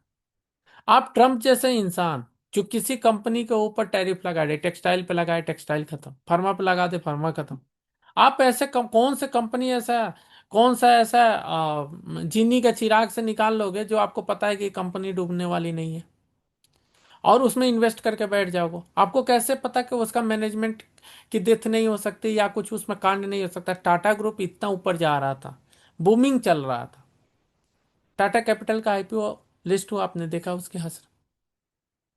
टाटा ग्रुप का कोई भी स्टॉक अब बूम कर रहा है रतन टाटा के बाद? नहीं। टाटा ग्रुप के अंदर ही कलह चल रही है, आपस में ही लड़ झगड़ रहे हैं उनके, जो मैंने मैसेज डाल रखा था। तो अगर आप डाल के ये सोच रहे हो कि अभी जो कंपनी है रिलायंस पावर, ये मल्टी बैगर बन जाएगी, बाद में पता चला अनिल अंबानी निकल गया, तो ऐसा नहीं है कि लॉन्ग टर्म कोई एक ऐसा है कि भाई ये हमेशा की तरफ बढ़ते रहेगा। बहुत सारी कंपनियां हैं जो 10 साल में रिटर्न जीरो दी है, आपको लिस्ट मैंने डाली थी। तो ये जो मिथ है ना कि बहुत बड़े लॉन्ग टर्म में डालना है, तो आप वैसे कंपनी में डालो जो ग्रोइंग है, जैसे टायर कंपनी हमेशा ग्रो करेगी। टायर की कंपनियां इंडिया में 6-7 ही हैं, वो ग्रो करेगी। जो एफएनओ में नहीं है उसमें डालो, और वो लोअर वैल्यूएशन पर मिल जाए, क्रैश में मिल जाए, उसमें डालो, वो पैसा आपको बना के देगा। मैंने खुद अपोलो टायर 100 रुपीज़ पे ले रखी है, जो आज इतने पे चल रहा है। तो ऐसा है कि उस समय होता रहता है कि आपको अपॉर्चुनिटी मिलते रहती है। एफएनओ में आने के बाद स्टॉक्स काफी स्लो हो जाते हैं। तो इन्वेस्टमेंट के लिए कभी एफएनओ के स्टॉक्स मत पकड़ो, पहला रूल है कि एफएनओ के स्टॉक्स में आपको एफआईआई का कंट्रोल होता है, हमेशा शॉर्टेड रहता है, शॉर्ट पोजीशन लिया रहता है, आपका रिटर्न बनने नहीं देगा। आपको बनाना है पैसा, तो वैसे कंपनियों को ढूंढना पड़ेगा जो अपोलो टायर के बाद जस्ट हो, जैसे JK tyre, CA tyre. CA tyre अगर ऑप्शन में है तो उसको छोड़ दो, जेके टायर उसका देखो कैसे उसमें मोमेंटम आ रही है। तो अगर अपोलो 2% भागेगा, सीएट 5% भागेगा, ऐसे करके हो, सॉरी जेके टायर 5% भागेगा। तो ऐसा सिचुएशन होता है। टोलिन टायर देखो तो 12-13% भाग जाता है, उसकी तो बात, तो छोटा कंपनी है। तो ऐसे में अगर कहीं पे आपको 12%, 10% का रिटर्न मिल रहा है, तो कौन सा बुरा करने आए हो, मार्केट में पैसे बनाने आए हो ना। ऐसा तो नहीं है कि हमने कसम खा लिया है कि बस हम लॉन्ग टर्म में बनाएंगे, और ट्रम्प जैसे इंसान को अगर फिर से आ जाए दोबारा, तब तो हालत और खराब हो जाएगी। तो लॉन्ग टर्म तभी करो जब आपको वेल्थ जनरेट करना हो और आपके पास एक्सेसिव एक्सेसिव पैसा हो। जैसे आपके पास अगर लिमिटेड कैपिटल है, 10 लाख है, 15 लाख है, इन्वेस्टमेंट मत करो, पहले उस चीज को ग्रो करो। पहले आप गोल्ड में उसको ग्रो करके आप ट्रेडिंग करके वो पैसे को गोल्ड में निकालो, उसको ले जाकर म्यूचुअल फंड में डालो। जब सब जगह पे आपका हो गया एटलीस्ट, तब कॉर्पस जब बिल्डअप हो गया, तब उसके बाद से कोशिश करो कि हम इक्विटी में अपना इन्वेस्टमेंट करके छोड़ रहे हैं। क्योंकि जो ओवरनाइट छोड़ते हैं उस पर रिस्क एटलीस्ट 10% के आसपास होता है। कई बार पता चलता है अगले दिन खुला और वहां पे स्टॉक में लोअर सर्किट लग गया या गिर गया वहां पे, कभी मैनेजमेंट में हो गया, कभी कुछ। तो जब ग्लोबल इकोनॉमी जब ओपन अप हो, ओपन अप कब हुआ, जब गवर्नमेंट स्टिमुलस दे रही हो, जैसे यूएस गवर्नमेंट अभी रेट कट कर रही है, अगर ये डील साइन कर ले सारे देशों के साथ, और यहाँ पे जो यूएस का शटडाउन, जो गवर्नमेंट का शटडाउन हो, ये भी खत्म हो जाए, तो इकोनॉमी ओपन अप हो जाएगी। जब ओपन अप हो जाए, जब यहाँ पे कोविड के बाद जैसे स्टिमुलस बूस्टअप आना शुरू हो गया था, इस सेक्टर पे ये पैसा दिया जा रहा है, वो सेक्टर पे ये पैसा दिया, वो बेस्ट टाइम है लॉन्ग टर्म इन्वेस्टमेंट करने का। रिकवरी फेज बेस्ट टाइम है। पैनिक के बाद जो बॉटम बनता है वो बेस्ट टाइम है। जो अभी मार्च हमारा आया था, उस समय मैंने बहुत सारे लोगों को बोला था कि मार्केट में बॉटम बन गया है, आप यहाँ पे बाई करो, 24,400 का लेवल नहीं तोड़ेगा। 24,300, 24,200 के आसपास से जाके घूम के आ गया मार्केट। तो ये सारी चीजें होती है कि आपको बहुत सारा एक्सपीरियंस की जरूरत पड़ती है कि कहाँ पे क्या आ रहा है। देखो 50% टैरिफ लगा दिया, तभी तो हमारे बिजनेस बंद है। अब इस पे 500% भी लगा दे तो बिजनेस तो हो ही नहीं रहा है, बंद करके क्या करोगे, क्या फर्क पड़ेगा, वहां से कम ही होगा, बढ़ेगा नहीं। वही सिचुएशन है कि हमारे ऊपर इतना ज्यादा टैरिफ लग चुका है कि अब इसके ऊपर एडिशनल टैरिफ लगाओगे, उससे ज्यादा कोई फर्क नहीं पड़ने वाला, मार्केट को कोई फर्क नहीं पड़ेगा बहुत ज्यादा। थोड़े बहुत फर्क पड़ेगा, वो वहीं सपोर्ट पे आ जाएगा जहां से मार्केट पिछले बार डिप लेके जहां से रिकवरी लिया था। तो इसलिए डाउन साइड फिक्स है कि डाउन साइड इसके नीचे नहीं जाएगा। लेकिन पिछले 2 सालों में पैसा किसी के नहीं बना है, इस वजह से वो कोशिश करेंगे कि पैसा बने। और पैसा बनाने के लिए बहुत सारे लोगों के इंटरव्यू सुनोगे तो वो बोल रहे हैं कि small mid cap out perform करेंगे जब एफआईआई आएंगे। क्योंकि अभी जितने भी फंड हाउस हैं, सारे लार्ज कैप में पैसा डाल रहे हैं। सब ये सोच रहे हैं कि जब एफआईआई आएगा, तो हम अभी सेफ्टी के लिए जा रहे हैं, जब एफआईआई आएगा तो उसके बाद से हम बाई करना शुरू करें, तो हम स्मॉल मिड कैप में बाई करेंगे। एफआईआई को पिछले 3-4 ट्रेंड में देखो, कंटिन्यूअस बाई कर रहा है, रिटेलर कंटिन्यूअस सेल कर रहा है, 1600 करोड़, 800 करोड़, ऐसे करके वो बेचे जा रहा है। तो जब इकोनॉमी ओपन अप हो, मार्केट जब बॉटम बना दे, तब वहां पे आपको करना है इन्वेस्टिंग। अभी इन्वेस्टिंग नहीं करना है, अभी वेट करना है।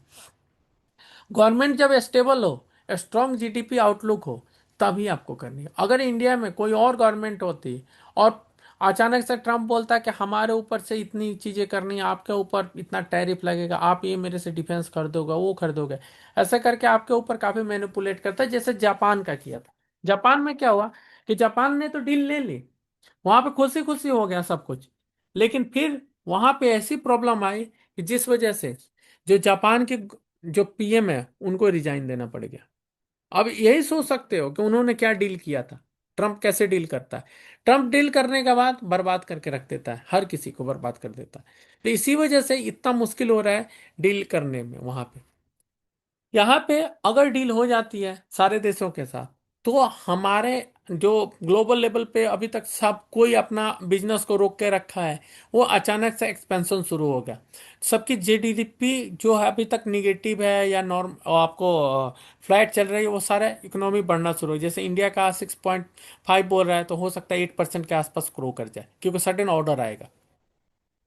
जब बजट का एलोकेशन किसी अलग अलग सेक्टर्स में हो लॉन्ग टर्म के लिए, जैसे अभी गवर्नमेंट ने कैसे बोला कि हम आपका जीएसटी कट कर रहे हैं, तो कंज्यूमर बेस्ड जितने भी स्टॉक्स है उन लोगों के लिए बेनिफिट हो गया लॉन्ग टर्म के लिए, क्योंकि उनका पैसा अच्छा खासा बचेगा, जो टैक्स में जा रहा था वो बच जाएगा, तो बेनिफिट डायरेक्ट बेनिफिट हुआ।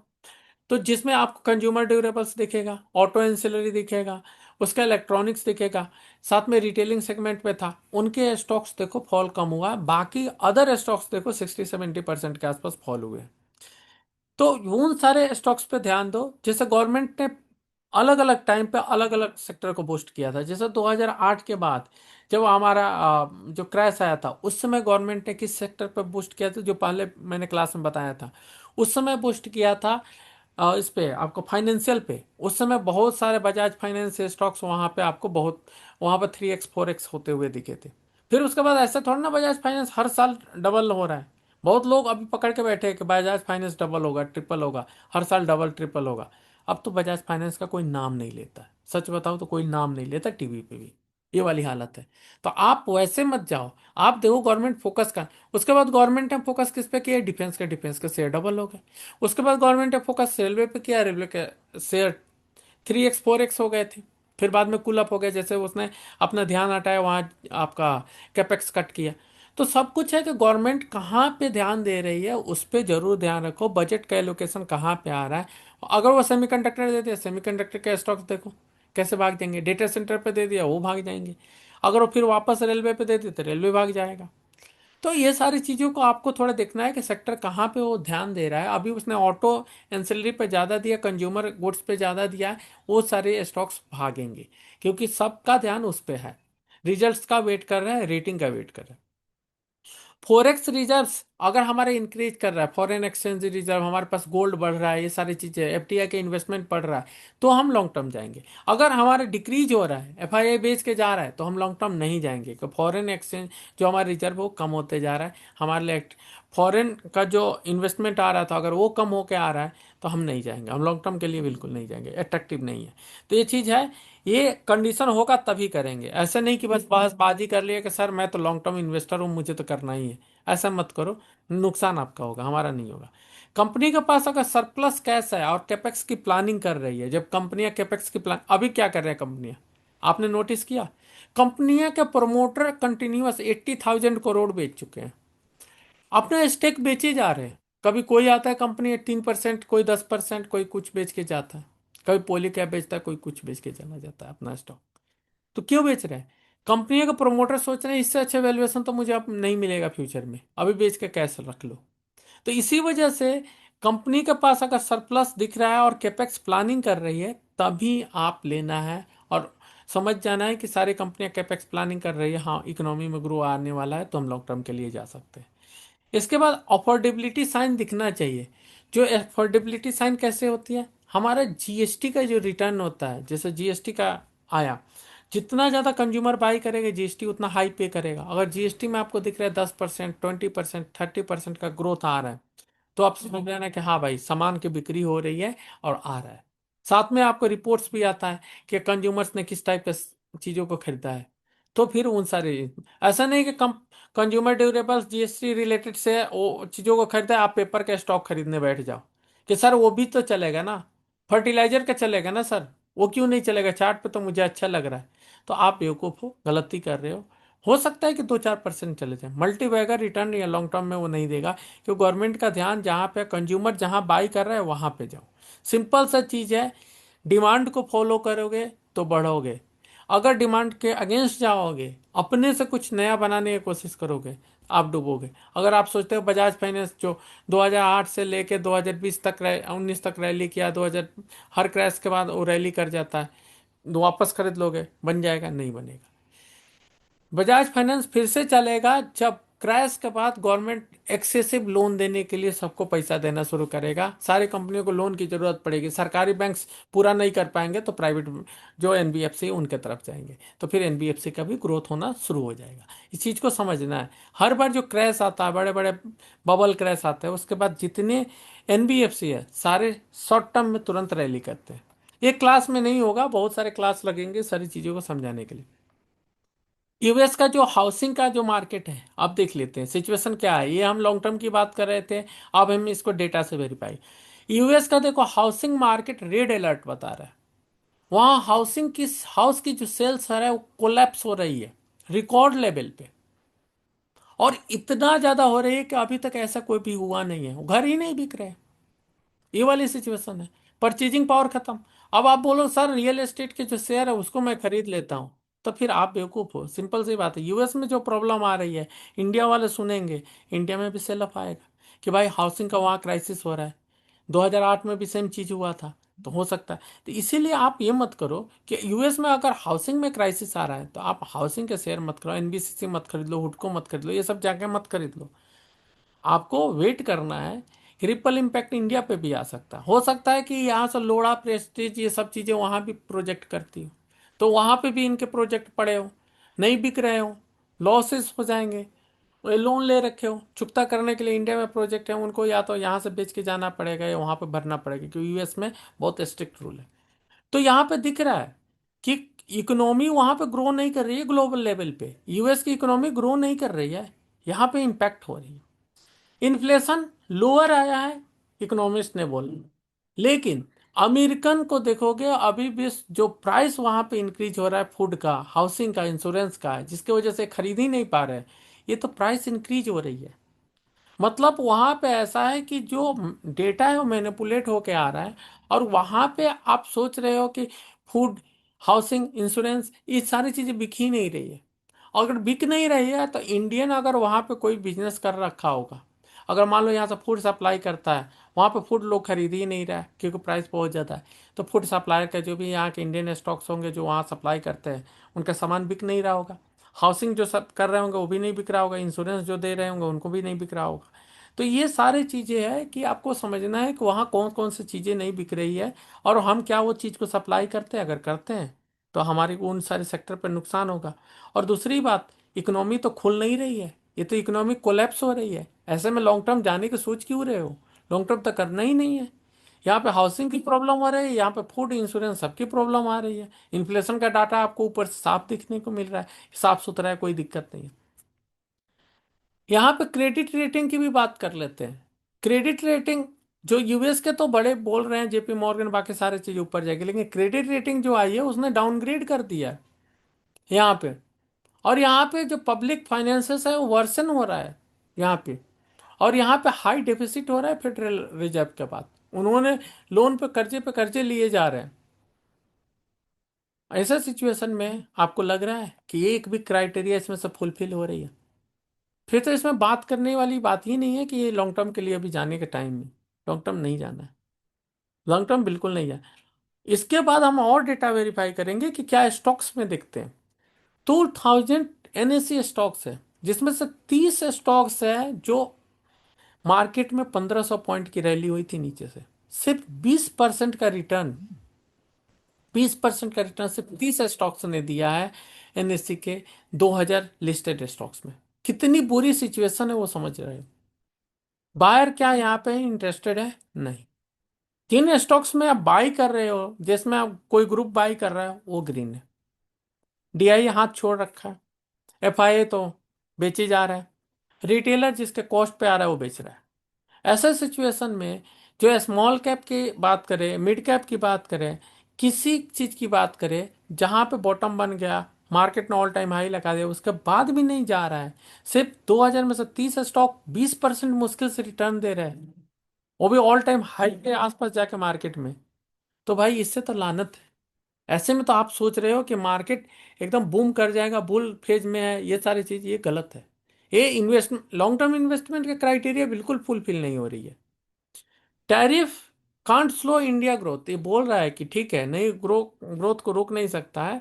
और इंडिया का प्रोजेक्टेड 6.6 है, 6.5 था पहले, 6.6 कर दिया। चाइना का 4.8 है। तो फ्यूचर ब्राइट है, हमारे पास फ्यूचर ब्राइट है कि फ्यूचर में हम ग्रो कर सकते हैं, लेकिन करेंट सिचुएशन नहीं है कि हम ये कर सकते हैं। ये सिचुएशन कब खत्म होगा? जब एक भी डील होगी। जब डील होगी तो ये फूड इनका अफोर्डेबल हो जाएगा, हम सप्लाई करना शुरू करेंगे, हमारी फूड इंडस्ट्री बढ़ेगी। हाउसिंग का जो है उसके लिए मटेरियल सप्लाई करना शुरू कर देंगे। इंश्योरेंस का जो सेक्टर है वो हमारे जो जो भी महान लोग हैं वो करते हैं। तो ये सारी चीजें साथ में हम बहुत सारे वहाँ पे कार मेकर्स इन सब का जो शट डाउन पड़ा है वो भी सारी चीजें करेंगे। एक स्लाइड में मैं सब कुछ डाल नहीं सकता, तो मैं आपको बस दिखाने के लिए किया हूँ कि हाँ, जो हम देख रहे हैं क्राइटेरिया फुलफिल नहीं हो रही है। अब हम आते हैं करेक्शन, देखते हैं कि स्टॉक्स में कितने करेक्शन हुए। तो ऐसा नहीं कि सिर्फ स्मॉल कैप की बात करें, बीएससी या स्मॉल कैप की देखो, तो यहाँ पे प्राइस करेक्शन तो आपको कम दिख रहा है, लेकिन टाइम करेक्शन क्या होता है? टाइम करेक्शन वो होता है कि वक्त के अनुसार इस जो इंडेक्स है, जो जितने स्पीड से ग्रो कर रहा था आज तक, उस स्पीड से, नॉर्मल स्पीड से एक नॉमिनल स्पीड होती है, उस स्पीड से ग्रो करता तो कितना जाता? तो कम से कम 12% के आसपास और ग्रो करता। प्राइस करेक्शन तो दिख ही रहा है, टाइम के साथ ये चीज का जो गेन है ये भी लॉस हो गया। क्योंकि अगर उस स्पीड से जाता तो इतना, तो टोटल देखो तो 20% के आसपास लॉस है आपका पोर्टफोलियो। अगर 20% लॉस में है तो कोई उसमें संदेह की बात नहीं है, क्योंकि बीएससी का स्मॉल कैप ही 20% के आसपास है। बीएससी का मिड कैप की बात करें 22% लॉस में, और बीएससी का लार्ज कैप की बात करें 15%, 16%। तो ऑन एवरेज आपकी लॉस जो होगी पोर्टफोलियो में 15 से 20% होगी। आप उठा के देख लो, अगर कुछ उसमें गड़बड़ शेयर है या पिछले साल का है तो 30% भी लॉस हो सकती है। तो पैनिक नहीं होना है, क्योंकि ये रिकवरी होने में टाइम नहीं लगेगा, एक बार डील हो जाए। लेकिन एवरेज भी नहीं करनी है अभी, एवरेज तब करनी है जब इकोनॉमी खुलेगी। तो ये चीज़ है, रिसेंट डेटा है। इसमें सिर्फ प्राइस करेक्शन के पीछे मत जाओ, प्राइस करेक्शन तो 2% ही हुआ है, लेकिन टाइम के साथ स्टॉक को तो ग्रो करना चाहिए, बिजनेस के साथ ग्रो किया है, प्राइस ग्रो नहीं किया।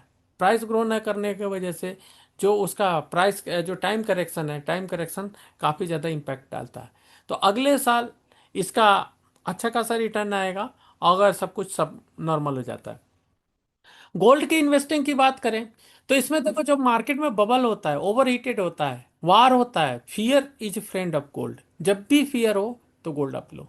ग्लोबल टैरिफ का वार हो या नॉर्मल वार शुरू हो जाए, पेंडेमिक आ जाए, कोई बड़ा इलेक्शन हो जाए, यूएस में इलेक्शन आ जाए, ट्रंप जैसे लोग आ जाएं, तो गोल्ड में रैली शुरू हो जाती है। इकोनॉमिक क्राइसिस हो जाए तो आपको गोल्ड में भी दो टाइप से कर सकते हैं। पहला डिजिटल गोल्ड है एंड सिल्वर। तो ग्लोबल जब डेट बढ़ते जा रहे हैं, जैसे मैंने पहले के वीडियो में आपको दिखा दिया कि कैसे यूएस में डेट धीरे धीरे धीरे बढ़ते जा रहा है। अब जो लेट से ज्वाइन किया उनका मैं कोई वो ख्याल नहीं रख सकता, आप दोबारा वीडियो देख लेना। तो ग्लोबल डेट कैसे वहां पे बढ़ा है और क्यों बढ़ा वो सब कुछ समझा चुका हूँ, और कैसे बढ़ते जाएगा वो सब कुछ दिखा चुका हूँ। China, India, US, Pakistan, Sri Lanka, सबका डेट बढ़ेगा आने वाले समय में, सबके ऊपर डेट बढ़ेगा, उसका चिंता की बात नहीं है। तो जैसे जैसे ग्लोबल का डेट बढ़ते जाएगा, रेगुलेट जितने भी रेगुलर बढ़ रहा है, सेंट्रल बैंक्स को बोला जा रहा है कि अपने गोल्ड को कोलेटरल के रूप में यूज करो। चाइना का मैंने गोल्ड का चार्ट नहीं डाला है, मैं आपको डाल दूंगा बाद में। वो वर्टिकल खड़ा हो चुका है, 500, उसके पास सिर्फ 500 टन के आसपास था, वहां से 2000 टन खरीद लिया है सिर्फ 1 से 2 साल के अंदर, कंटिन्यूस करते जा रहा है। यूएस के पास 5000 के आसपास है टन, इंडिया भी कंटिन्यूस खरीदे जा रहा है, यहाँ पे भी बहुत सारी चीज खरीदारी चल रही है।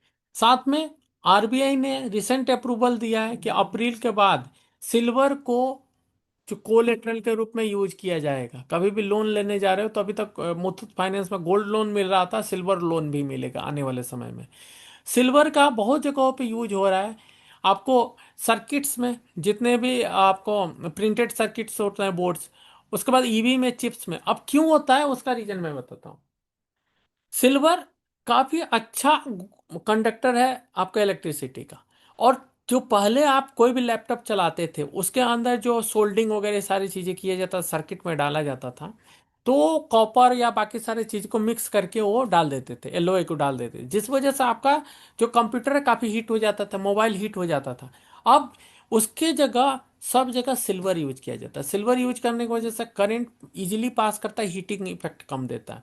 साथ में जो चिप होते हैं, जैसे सेमीकंडक्टर चिप हुआ या जो जितने भी आप प्रिंटेड सर्किट वाले चिप होते हैं, उनमें काफी ज्यादा यूज हो रहा है, ईवी में काफी ज्यादा यूज हो रहा है, डिफेंस में बहुत ज्यादा यूज हो रहा है। तो सिल्वर का क्या है कि सिल्वर बहुत मतलब ऐसा डेलिकेट हो रहा है कि उसकी हर जगह पे यूज हो रही है। और जितनी भी लगभग सर्किट की ही बात करें इलेक्ट्रिसिटी के लिए, तो हर जगह पे यूज हो रही है और इसकी सप्लाई बहुत लिमिटेड है। दूसरा कि गवर्नमेंट ने रीजनल बैंक्स को बोल दिया है कि सिल्वर को बाई करो हेज हेज के लिए, क्योंकि गोल्ड बाई नहीं कर सकते तो सिल्वर ही बाई करके रखो, कि सिल्वर में भी अच्छा खासा रिटर्न मिल रहा है। साथ में जितने फंड्स मैनेजर्स हैं जो मनी मार्केट में भी पैसे पड़े हुए हैं, अब रेट कट हो रहा है, रेट कट होने के बाद मनी मार्केट में पैसा बनेगा नहीं, तो क्या करेंगे, जो बॉन्ड्स ये सब चीज़ों में पैसा बनेगा नहीं, कि बॉन्ड का रेट गिर जाएगा, तो वो धीरे से पैसा निकाल के कहाँ पे आ जाएंगे, ये गोल्ड सिल्वर में। चाइना में देखो तो वहां पे पूरे गोल्ड सिल्वर ये सब चीज के हेजिंग चल रही है। इंडिया में भी उठा के देखो कि गोल्ड का बार, सिल्वर का बार, 1 केजी, आधे केजी सब गायब है। क्योंकि सबको दिख रहा है कि ये कंपनी कोई है नहीं जो डूब जाए। स्टॉक मार्केट डूब सकता है, ये नहीं डूब सकता। और 8% का रिटर्न दे या 80% का दे दे, ये डूबने वाला नहीं है, कंटिन्यूअस बढ़ेगा। इसी वजह से यहाँ पे चल रहा है। तो गोल्ड अगर अवेलेबल नहीं है तो सिल्वर के पीछे जाएंगे, और सिल्वर में भी गवर्नमेंट जैसे बैंक्स बोल रहा है हेज करने के लिए, तो भी अब देखो डिजिटल गोल्ड और फिजिकल गोल्ड में क्या फर्क है। डिजिटल गोल्ड होता है आपको चिप मिलेगा। ईटीएफ जो अभी चल रहा था उस पर एमसीएक्स ने 3% की एडिशनल पेनल्टी लगा दी है, जिस वजह से आप देखो कि डिजिटल गोल्ड जो रेट चल रहा है उसी रेट पे पड़ता है, 3% का जीएसटी पड़ता है। जब विड्रॉ करोगे कॉइन के फॉर्म में तो वो आपको कुछ भी पे नहीं करना है, उसमें सब कुछ इंक्लूडेड है। तो फिजिकल गोल्ड से और ईटीएफ से सस्ता पड़ रहा है डिजिटल गोल्ड। और साथ में सबके मोबाइल में आ चुका है कि आप चाहो तो डिजिटल गोल्ड में, चाहे फोन पे से करो, पेटीएम से करो, आप गुल्लक से करो, आप किसी एमएमटीसी के ऐप से करो, किसी से भी आप चाहो तो गोल्ड सिल्वर ये सब चीजें खरीद सकते हो। अफोर्डेबिलिटी बढ़ गई है। 500 रुपये डालो पर डे से। आजकल स्विगी जोमेटो वो वाला भी आपको एसआईपी शुरू कर दिया, उसमें धीरे धीरे जैसे जैसे प्राइस होगा वो मिलते रहेगा, क्योंकि ये चीज है एप्रिसिएटिंग है, धीरे धीरे बढ़ेगा। गाड़ी खरीदोगे गिरेगा, मोबाइल खरीदोगे उसके प्राइस गिरेगा, स्टॉक खरीदोगे उसकी कोई गारंटी नहीं है, लेकिन इसकी गारंटी है कि हर साल एफडी से ज्यादा रिटर्न देगा, ये चीज का गारंटी। तो यहाँ देखो कि चीपर है ईटीएफ से, फिजिकल गोल्ड से आपको सस्ता है। क्यों? क्योंकि फिजिकल गोल्ड जो भी चीज लेते हो, अब बार ले रहे हो चाहे कॉइन ले रहे हो, उस पर 10% प्रीमियम चार्ज कर रहा है। ऐसे आप देखोगे तो गोल्ड की प्राइस जो चल रही है उससे काफी ज्यादा महंगा उसके जो कॉइन्स आ रहे हैं, एमएमटीसी का कॉइन्स देखोगे तो काफी ज्यादा महंगा आ रहा है। और कई जगहों पे जो बार्स आते हैं, जो रॉड जो उनके वो होते हैं, वो काफी ज्यादा 10%, 15% के प्रीमियम पे मिल रहे हैं। ये जो डिजिटल होता है इजी टू बाई, रिडीम करना होता है, आप चाहो तो ज्वेलरी शॉप पे कर सकते हो उनके जो एफिलिएटेड है, या आप चाहो तो सीधे कैश में विड्रॉ कर सकते हो, या चाहो तो आप उसको कॉइन के फॉर्म में आप मंगा सकते हो। फिजिकल गोल्ड में 20 to 40% का मेकिंग चार्ज लगता है अगर ज्वेलरी ले रहे हो, लेकिन जब ज्वेलरी बेचने जाओगे तो यही 20 to 40% ये कट हो जाएगा। ये तो बोलेंगे मेकिंग चार्ज था, हम तो डिजाइन की जरूरत ही नहीं है, तुरंत आपका लॉस हुआ 20 to 40%। साथ में शुद्धता कितनी है, कितनी शुद्ध है ये भी नहीं पता, उसमें क्या मिलावट है उसकी कोई पता नहीं, तो लो रीसेल वैल्यू है। रीसेल में आपका जो मेकिंग चार्ज है वो गायब हो जाता है। तो इसी वजह से फिजिकल गोल्ड से ज़्यादा डिजिटल गोल्ड पे ध्यान रखने की जरूरत है। ईटीएफ में एक्स्ट्रा चार्ज हो रहा है, जो आप पढ़ लेना, एमसीएक्स ने 3% की पेनाल्टी लगा रखी है। यहाँ पे ईटीएफ को अगर सोच रहे हो कि ईटीएफ में आज इन्वेस्ट कर देता हूँ, बाद में मैं बेच के और उसके बाद गोल्ड या सिल्वर ले लूंगा, बहुत अच्छा। जब बेचोगे तुरंत कैपिटल गेन टैक्स लगेगा, क्योंकि ईटीएफ ने बेचा है। अब बेचोगे, आप फिजिकल गोल्ड बाय करने जा रहे हो या सिल्वर बाय करने जा रहे हो, तो यहाँ पे तो आपने कैपिटल गेन लूज कर दिया। जो भी आप जितना भी अगर जल्दी बेचती है तो आपको 20% लगा, नहीं तो आपको जो चल रहा है लॉन्ग टर्म कैपिटल गेन वैसे भर रहे हो 15% का। तो 15% जो कमाए उसमें से चला गया। लेकिन अगर आप जो डिजिटल गोल्ड है या डिजिटल सिल्वर है, इसको आपने रिडीम कर लिया ज्वेलरी में, तो आपको कोई भी कैपिटल गेन टैक्स नहीं देना है। जब तक आप इसको बेचते नहीं हो तब तक आपको कैपिटल गेन टैक्स नहीं है। अगर कॉइन मंगा लेते हो तो भी कैपिटल गेन टैक्स नहीं देना है। आप कॉइन मंगा लो, घर चुपचाप पड़ोसी को बेच दो, सरकार देखने थोड़ी ना आ रही है, बेच के निकल जाओ। तो ये बेनिफिट हो रहा है जिस वजह से लोग डिजिटल गोल्ड सिल्वर के पीछे जा रहे हैं, क्योंकि यहाँ पे कैपिटल गेन टैक्स देना ही नहीं है। चुपचाप मंगाओ, घर में पड़ोसी को दो, किसी को गिफ्ट करो या किसी कोलेटरल रख लो, कोई इशू नहीं है। लेकिन ईटीएफ बेचोगे तुरंत कैपिटल गेन टैक्स देना पड़ेगा, ये उसको तो आप अवॉइड ही नहीं कर सकते, ये सारी चीजें। दूसरी बात, जब भी क्राइसिस आती है तो हेज फंड्स और बहुत सारे, जैसे हसन मेहता का स्कैम हुआ था, 2008 का स्कैम हुआ था, कोविड हुआ था, तो कोलेटरल में जो फंड हाउसेस है उसने रखा हुआ है जो गोल्ड सिल्वर में। तो जब कोई मेजर क्रैश आती है ना, शुरू शुरू में गोल्ड सिल्वर का ईटीएफ भी गिरता है। गिरता क्यों है? क्योंकि ये अपने मार्जिन फ्री करते हैं, इनको मार्जिन पूरी करनी होती है, नहीं तो पोजीशन ही इनके स्क्वायर अप हो जाएगी। इसके वजह से जहां पे इनको एप्रिसिएशन मिल रहा होता है, प्रॉफिट मिल रहा होता है, गोल्ड सिल्वर को बेचते हैं शुरू शुरू में और अपने मार्जिन को पूरा करते हैं, पोजीशन को बचाने की कोशिश करते हैं। बाद में धीरे धीरे फिर गोल्ड सिल्वर ऊपर जाता है। तो आप इस चीज पे स्टडी कर लेना कि ईटीएफ जब भी क्राइसिस होता है तो शुरू शुरू में फॉल करता है, बाद में धीरे धीरे राइज करता है। गोल्ड सिल्वर का परफॉर्मेंस देख लो ओवर लास्ट 10 ईयर्स, 15 ईयर्स की बात कर ले तो देखो कहाँ से शुरू हुआ था गोल्ड, 26,000 से धीरे धीरे। ये कंपनी नहीं है, कोई डूबने वाली कंपनी नहीं है, चुपचाप खरीद के रख लिए, आपका बढ़ रहा है धीरे धीरे।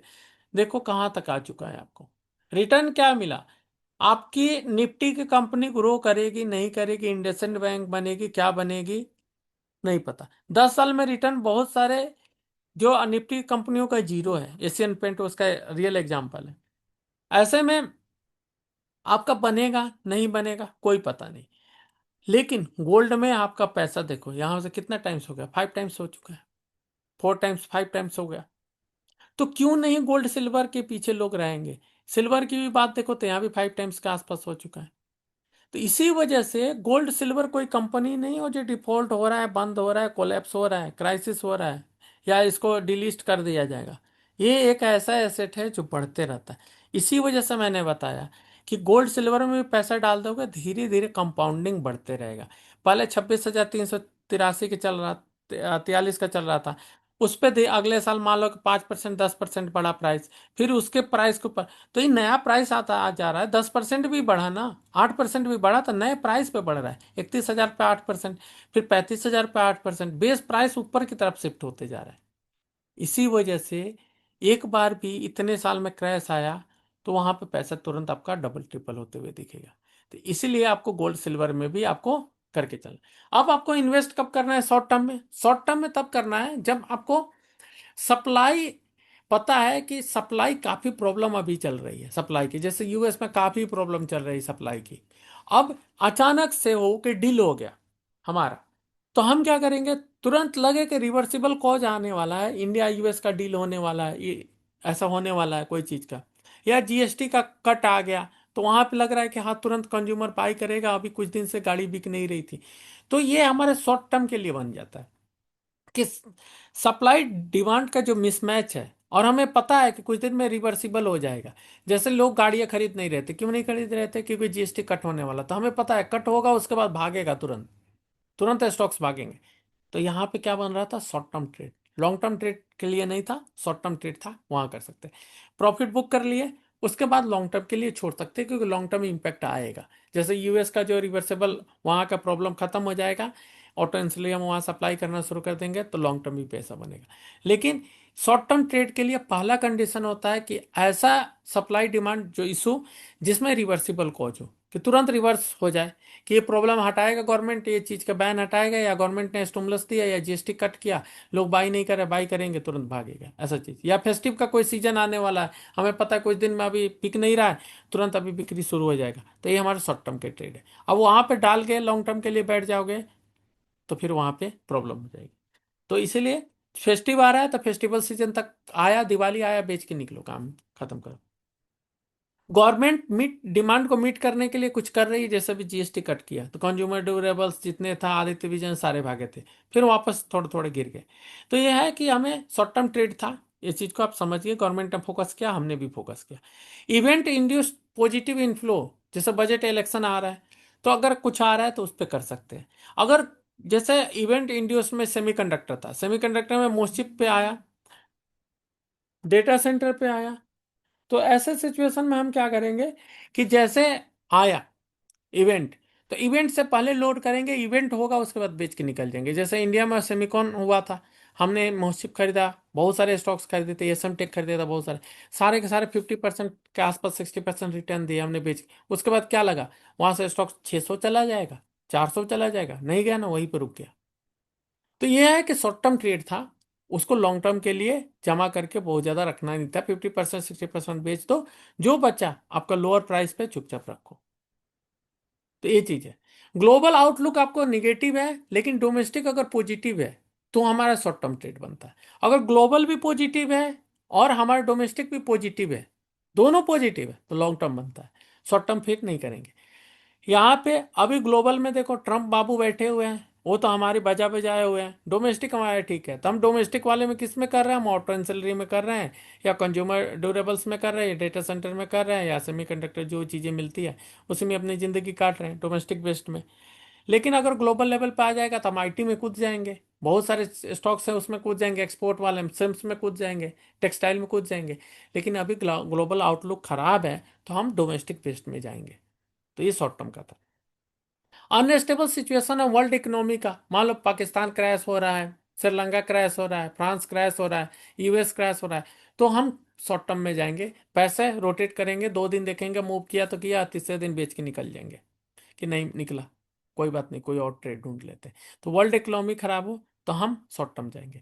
मेजर इवेंट अगर शेड्यूल्ड ऑन न्यूअर फ्यूचर में, रेट हाइक होने वाला है या रेट कट होने वाला हो, ऐसे सिचुएशन हो, या इलेक्शन होने वाला हो, तो ऐसे में हम शॉर्ट टर्म में जाएंगे। कि मान लो कि रेट हाइक होने वाला होगा, तो उससे क्या होगा, हमारी मार्केट गिरने वाली होगी, क्योंकि रेट बढ़ेगा तो लोन्स महंगा मिलेगा।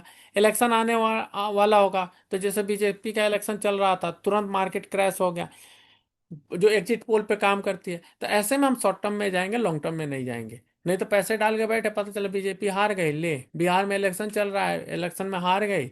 यूपी में कैसे हुआ था, यूपी में हार गई थी जो इलेक्शन हुआ था, उसके बाद मार्केट गिर गया। उसके बाद जो मिड टर्म वाले जो खाली वैकेंट सीट हुए थे, वहां पे जब इलेक्शन हुआ उसमें बीजेपी जीत गई, मार्केट 400 पॉइंट ऊपर आ गया। तो ये सारी चीजें देखना पड़ता है, मेजर इवेंट की वजह से भी काफी फर्क पड़ता है। स्विंग ट्रेड कब करनी है आपको, जब स्ट्रॉन्ग पुल अप दिखे, पुल बैक दिखे, चार्ट पे आपको दिख रहा है कि हाँ भाई हमें सेक्टर पता है, और स्टॉक यहां से पुल बैक दिखा रहा है कि अब यहां से ऊपर जाने के लिए रेडी है, तो स्विंग ट्रेड करते हैं। स्विंग ट्रेड का मतलब ब्रेकआउट ट्रेड नहीं होता है। स्विंग ट्रेड का मतलब ये होता है कि स्टॉक बहुत दिन से कंसोलिडेशन था, स्टेज 1, आपने स्टेज 1, स्टेज 2, स्टेज 3 पढ़ा हुआ है। स्टेज 1 से निकल के स्टेज 2 में जा रहा है, यहाँ मल्टीपल मूविंग एवरेज क्रॉस हो रहा है, और यहाँ पे पुल बैक का साइन दिख रहा है, वॉल्यूम जनरेट हो रहा है, पैटर्न बन रहा है, और यहाँ पे जो प्राइस एक्शन बन रहा है क्लियरली, अगर वो सीपीआर के ऊपर आ रहा है और वहां पे दिख रहा है कि इसके पीछे के रीजन क्या है, मतलब कोई इवेंट है, रिजल्ट अच्छा है, सारी चीजें हैं, या स्टिमुलस आ रहा है, बजट आ रहा है, फंड आ रहा है, वो सारी चीज दिख रहा है, चार्ट पे अगर दिख रहा है तो आपको बाई करना है। स्ट्रॉन्ग ब्रेकआउट पैटर्न का दिख रहा है, लेकिन साथ में न्यूज होना चाहिए। ट्रेंगल ब्रेकआउट हो, साथ में न्यूज होना चाहिए। राउंडिंग पैटर्न जो बॉटम ब्रेकआउट हो, न्यूज होना चाहिए।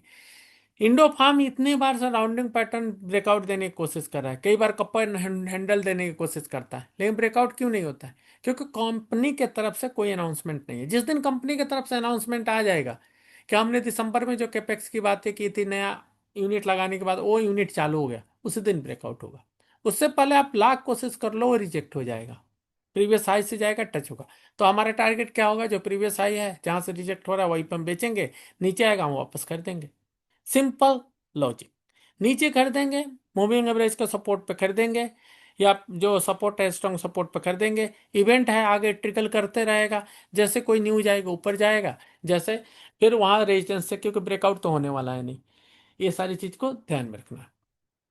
अगर स्ट्रॉन्ग है चार्ट पे और न्यूज उसके साथ है, स्ट्रॉन्ग चार्ट पे है, आपको पैटर्न विजिबल है, न्यूज पे दिख रहा है, उसके पास न्यूज या तो ऑर्डर का आ गया, कैपेक्स का आ गया, बोनस का आ गया, स्प्लिट का आ गया, रिजल्ट अच्छा आ गया, गवर्नमेंट की तरफ से कुछ आ गया, को ये सारी चीजें हैं, तभी उसको बाई करो। अकेले चार्ट पे बाई करोगे तो 30-40% चांस है अगले दिन गिर जाएगा।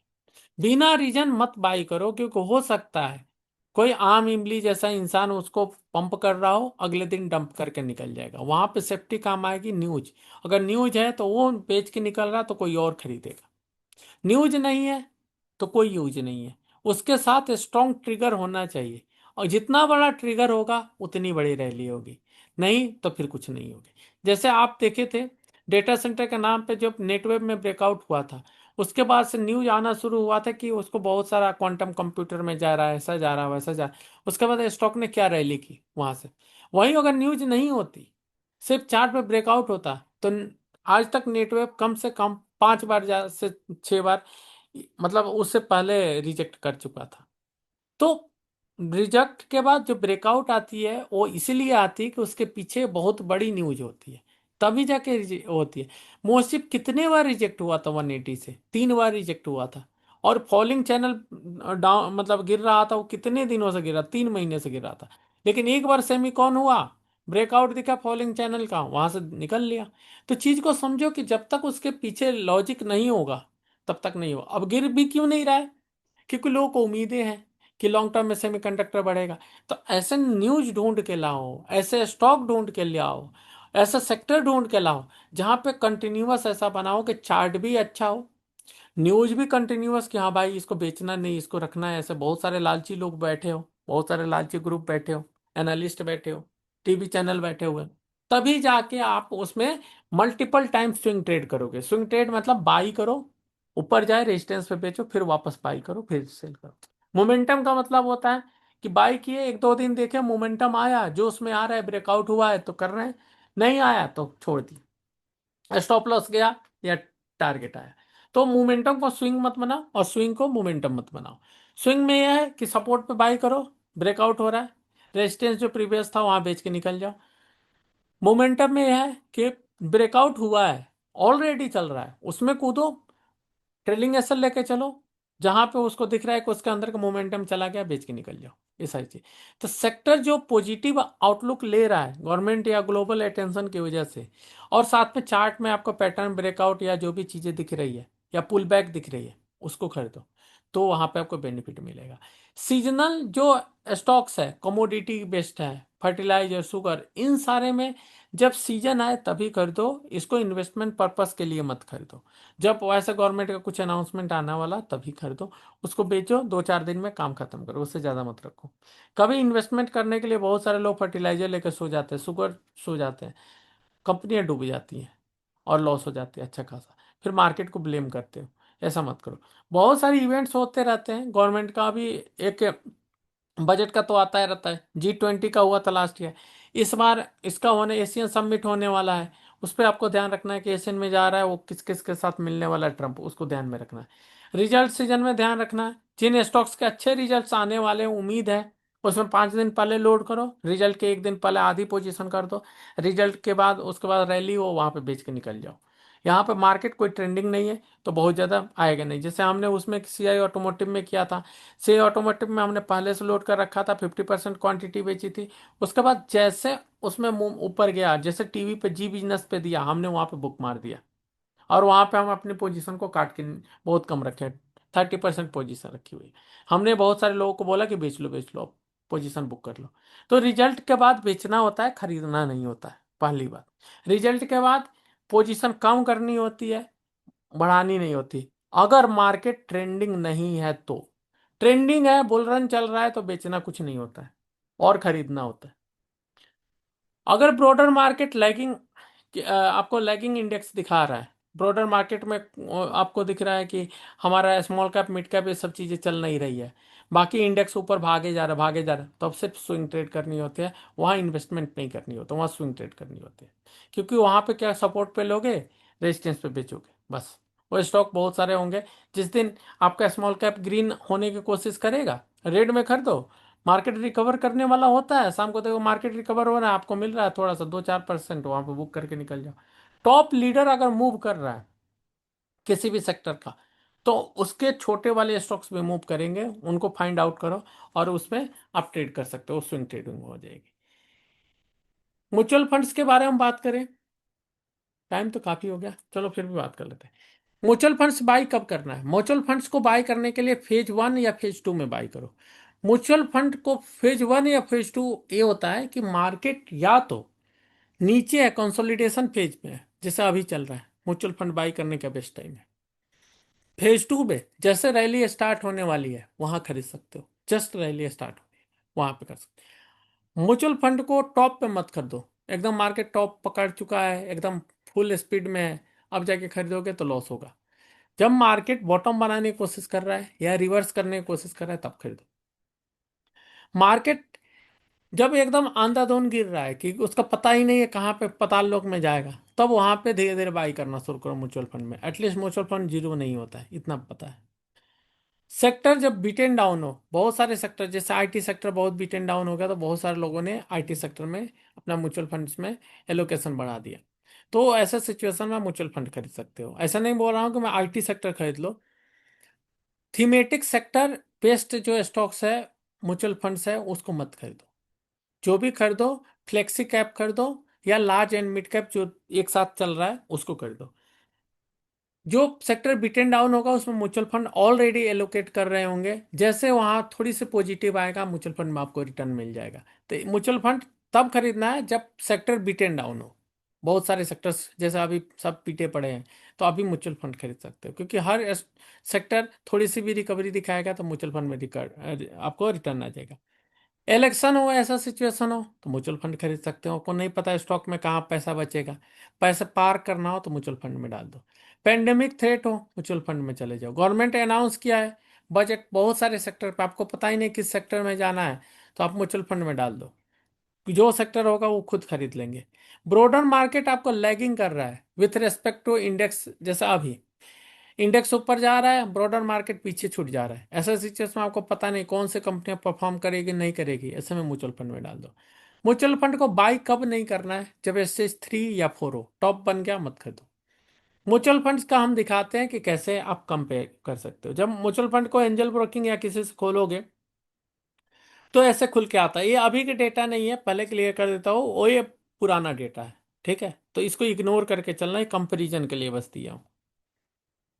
कंपेयर यहाँ कर सकते हो दो फंड्स का, जैसे Motilal Oswal mid cap fund को यहाँ पे कर रहे हैं क्वांट मिड कैप फंड्स के साथ। पहला तो यहाँ पे देखेंगे कितने लोग इन्वेस्ट करके बैठे हैं वो चीज को।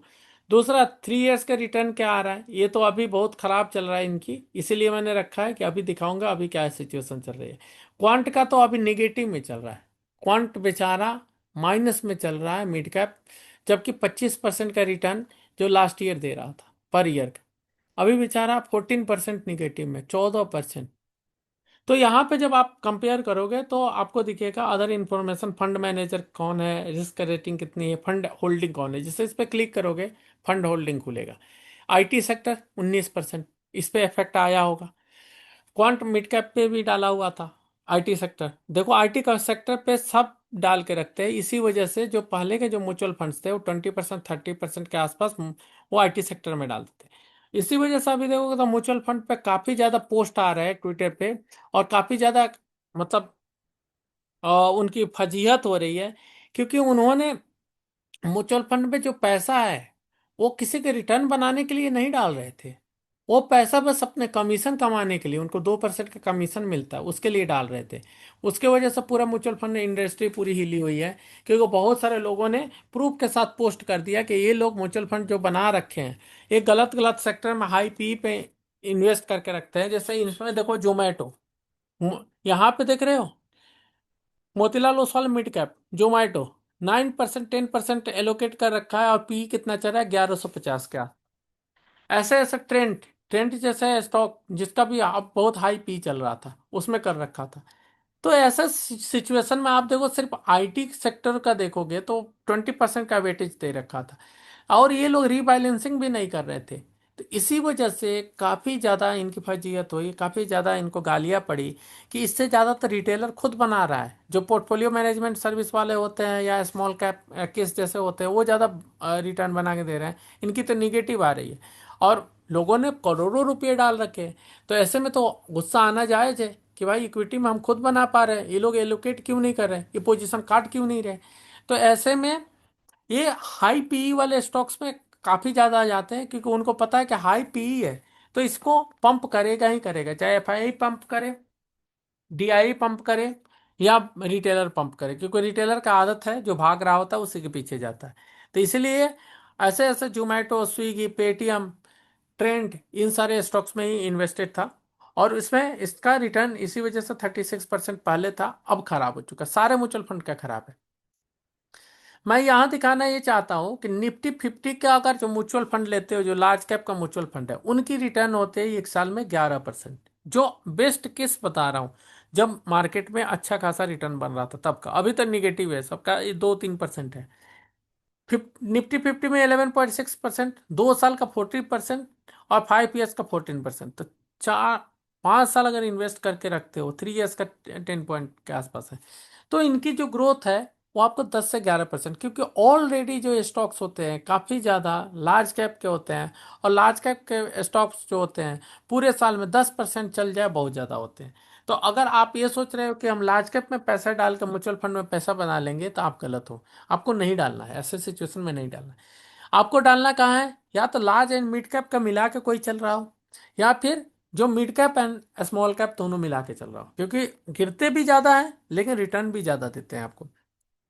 स्मॉल कैप का देखो, मिड कैप का देखो, निफ्टी का 25%, 24%, 2 साल में 40% के आसपास आपका रिटर्न बना के देगा। 1 लाख डालोगे 1,40,000 हो जाएगा, अब क्या चाहिए।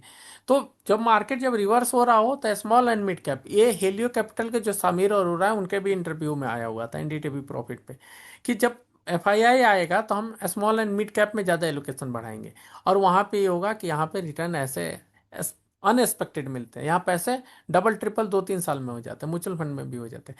लेकिन आप लार्ज कैप में डाल के देखोगे तो क्या मिलेगा, पैसा 3 साल में 30%, इससे ज़्यादा होगा नहीं। तो ये सिचुएशन है। 5 साल में भी देखोगे तो ऑन एवरेज इनकी रिटर्न अच्छी मेंटेन रहती है।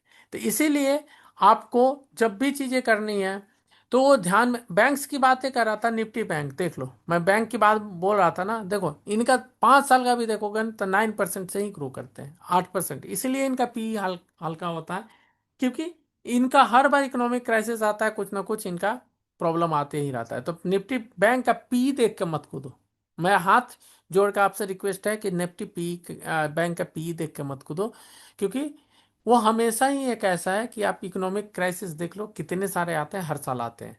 अभी एसबीआई ने श्रीलंका को लोन दिया था, जो सारा लोन डूब गया। पाकिस्तान में भी एसबीआई का एक यूनिट खुला हुआ था, अफगानिस्तान में भी खुला हुआ है। कई जगह पर हमारे इंटरनेशनल बैंक है ना, कई जगह पर खुल जाता है, कई बार लोन दे देते हैं। कई बार हम खुद, जब बाढ़ आती है तो एसबीआई ने इतने पैसे दान कर दिए, नेपाल को दे दिए, भूटान को दे दिए, ऐसा भी चीजें चलती रहती है। तो कहाँ से ग्रो करेगा, गवर्नमेंट का प्रेशर होता है। तो इसी वजह से आप देखो कि निफ्टी बैंक कभी भी आपको, निफ्टी बैंक के आप बीई में डाल दो, ईटीएफ में डाल दो, भाई आमिर नहीं बन सकते आप। इससे अच्छा एफडी कर लो, वही रिटर्न मिलेगा। तो इसलिए आपको म्यूचुअल फंड में डालना है तो स्मॉल कैप मिड कैप में डालो। लार्ज कैप में आपको 14%, 14%, 15% मिल जाए, बहुत है। जो आप देखो कि जो ट्रेंडिंग जो एसआईपी है उनमें आप कर सकते थे, जैसे ट्रेंडिंग एसआईपी ऐसे दिखते रहता है, आप खोलोगे तो आपको दिखेगा कि ट्रेंडिंग एसआईपी इसमें इतना ज़्यादा आ रहा है, आप वहाँ पे करके कर सकते हो। अभी भी देख सकते हो कि ट्रेंडिंग एसआईपी कहाँ पे आ रहा है। तो जो देखो, कुछ कुछ जो उन्होंने म्यूचुअल फंड का जब रिटर्न आया था 5 ईयर्स का, जो मिड कैप होते हैं उनका 51% का सीएजीआर देता है, कुछ कुछ 40% का होता है, अलग अलग है, लेकिन सबका 40%, 50%। 2024 का है ये डेटा, कितना ज्यादा रिटर्न दे रहा है। ये रिटर्न फिर से मिल सकता है क्योंकि मार्केट अभी बहुत दिन से परफॉर्म नहीं कर रहा है, और जब ऐसे परफॉर्म करना शुरू करेगा, म्यूचुअल फंड में ही पैसा लोगों का 50% बढ़ जाएगा, तो लोग पागलों जैसे म्यूचुअल फंड में आएंगे और स्टॉक मार्केट में आएंगे। इस बात को ध्यान में रखना। तो ये चीज़ है कि हर जगह आप देखो कि मिड कैप, ये सब चीज़ों का, फ्लेक्सी कैप, इन सब का रिटर्न अच्छा होता है। लार्ज कैप का कभी भी रिटर्न आपको 10 से 14% से ज़्यादा नहीं होता। तो आप अपने अकॉर्डिंग देख लो। अभी का रिसेंट का देता दिखाता हूँ, ये आपको 2024 का डेटा है जिसमें 50-50% का म्यूचुअल फंड में रिटर्न बना। इस साल का रिटर्न देखो निफ्टी फिफ्टी का, निफ्टी फिफ्टी देखें 1 ईयर में 5% के आसपास। तो निफ्टी फिफ्टी के जो म्यूचुअल फंड में डाला होगा 5% मिल रहा होगा। सेंसेक्स में भी वही सिचुएशन है। मिड कैप में देखो यहाँ पे आपको 41% मिल रहा था, यहाँ 1% मिल रहा है बीएससी का। Small cap 0%।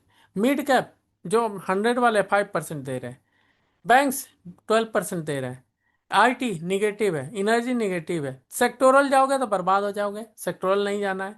मिड कैप पे स्मॉल कैप पे आप अभी डालते हो और ये सिचुएशन आती कि फिर से इकोनॉमिक रिकवरी आती तो 40-50% आपका कहीं नहीं गया है, पैसा आराम से बन जाएगा। तो इस तरीके से आप म्यूचुअल फंड में भी पैसे डाल के कंपाउंडिंग का मजा ले सकते हो। इक्विटी में जो फ्लेक्सी कैप है, फ्लेक्सी जो कैप है 10% के आसपास। लार्ज कैप देखो, फ्लेक्सी वाले का मैं क्या बोला, लार्ज मिड कैप ये सब जो मिला के करते हैं उनका 10% का है। लार्ज कैप का कितना है, जी 2.70, 2% का रिटर्न। भाई इससे अच्छा एफडी कर लेते हैं आप। तो मल्टी कैप में जो है आपको अच्छा रिटर्न मिलेगा। मल्टी कैप का यहाँ पे भी देखोगे कई जगह पर फ्लेक्सी कैप दिया होगा। फ्लेक्सी कैप वालों का अच्छा रिटर्न आता है आपको। यहाँ जीएम फ्लेक्सी कैप यहाँ 36% लास्ट ईयर रिटर्न था। तो ये रिटर्न अभी भी 10% मेंटेन कर रहा है। तो जब मार्केट खराब हो तो म्यूचुअल फंड में फ्लेक्सी कैप में जाना चाहिए, और जब ट्रेंडिंग हो तो स्मॉल एंड मिड कैप में जाना चाहिए, क्योंकि यहाँ पर रिटर्न ऐसे मिलते हैं, पागलों जैसे रिटर्न मिलते हैं। मिड कैप 4% रिटर्न दे रहा है, लेकिन फिर भी लार्ज कैप से ज़्यादा दे रहा है। Large and mid cap fund 4% दे रहा है, स्मॉल कैप 5% दे रहा है। तो ये सारी चीजें हैं आपको दिखाने के लिए कि म्यूचुअल फंड से भी पैसा बनाया जा सकता है। नॉलेज की कमी होती है, इसीलिए प्रॉब्लम आपको आती रहती है। अब अगले क्लास में हम फंडामेंटल एनालिसिस पढ़ेंगे, डिकोड करेंगे, रियल मल्टीबैगर क्राइटेरिया सारी चीजें हैं उसको करेंगे। आज के लिए धन्यवाद। लंबा क्लास हुआ है, रिवाइज कर लेना और किसी को शेयर करना है कर देना। Thank you. Good night.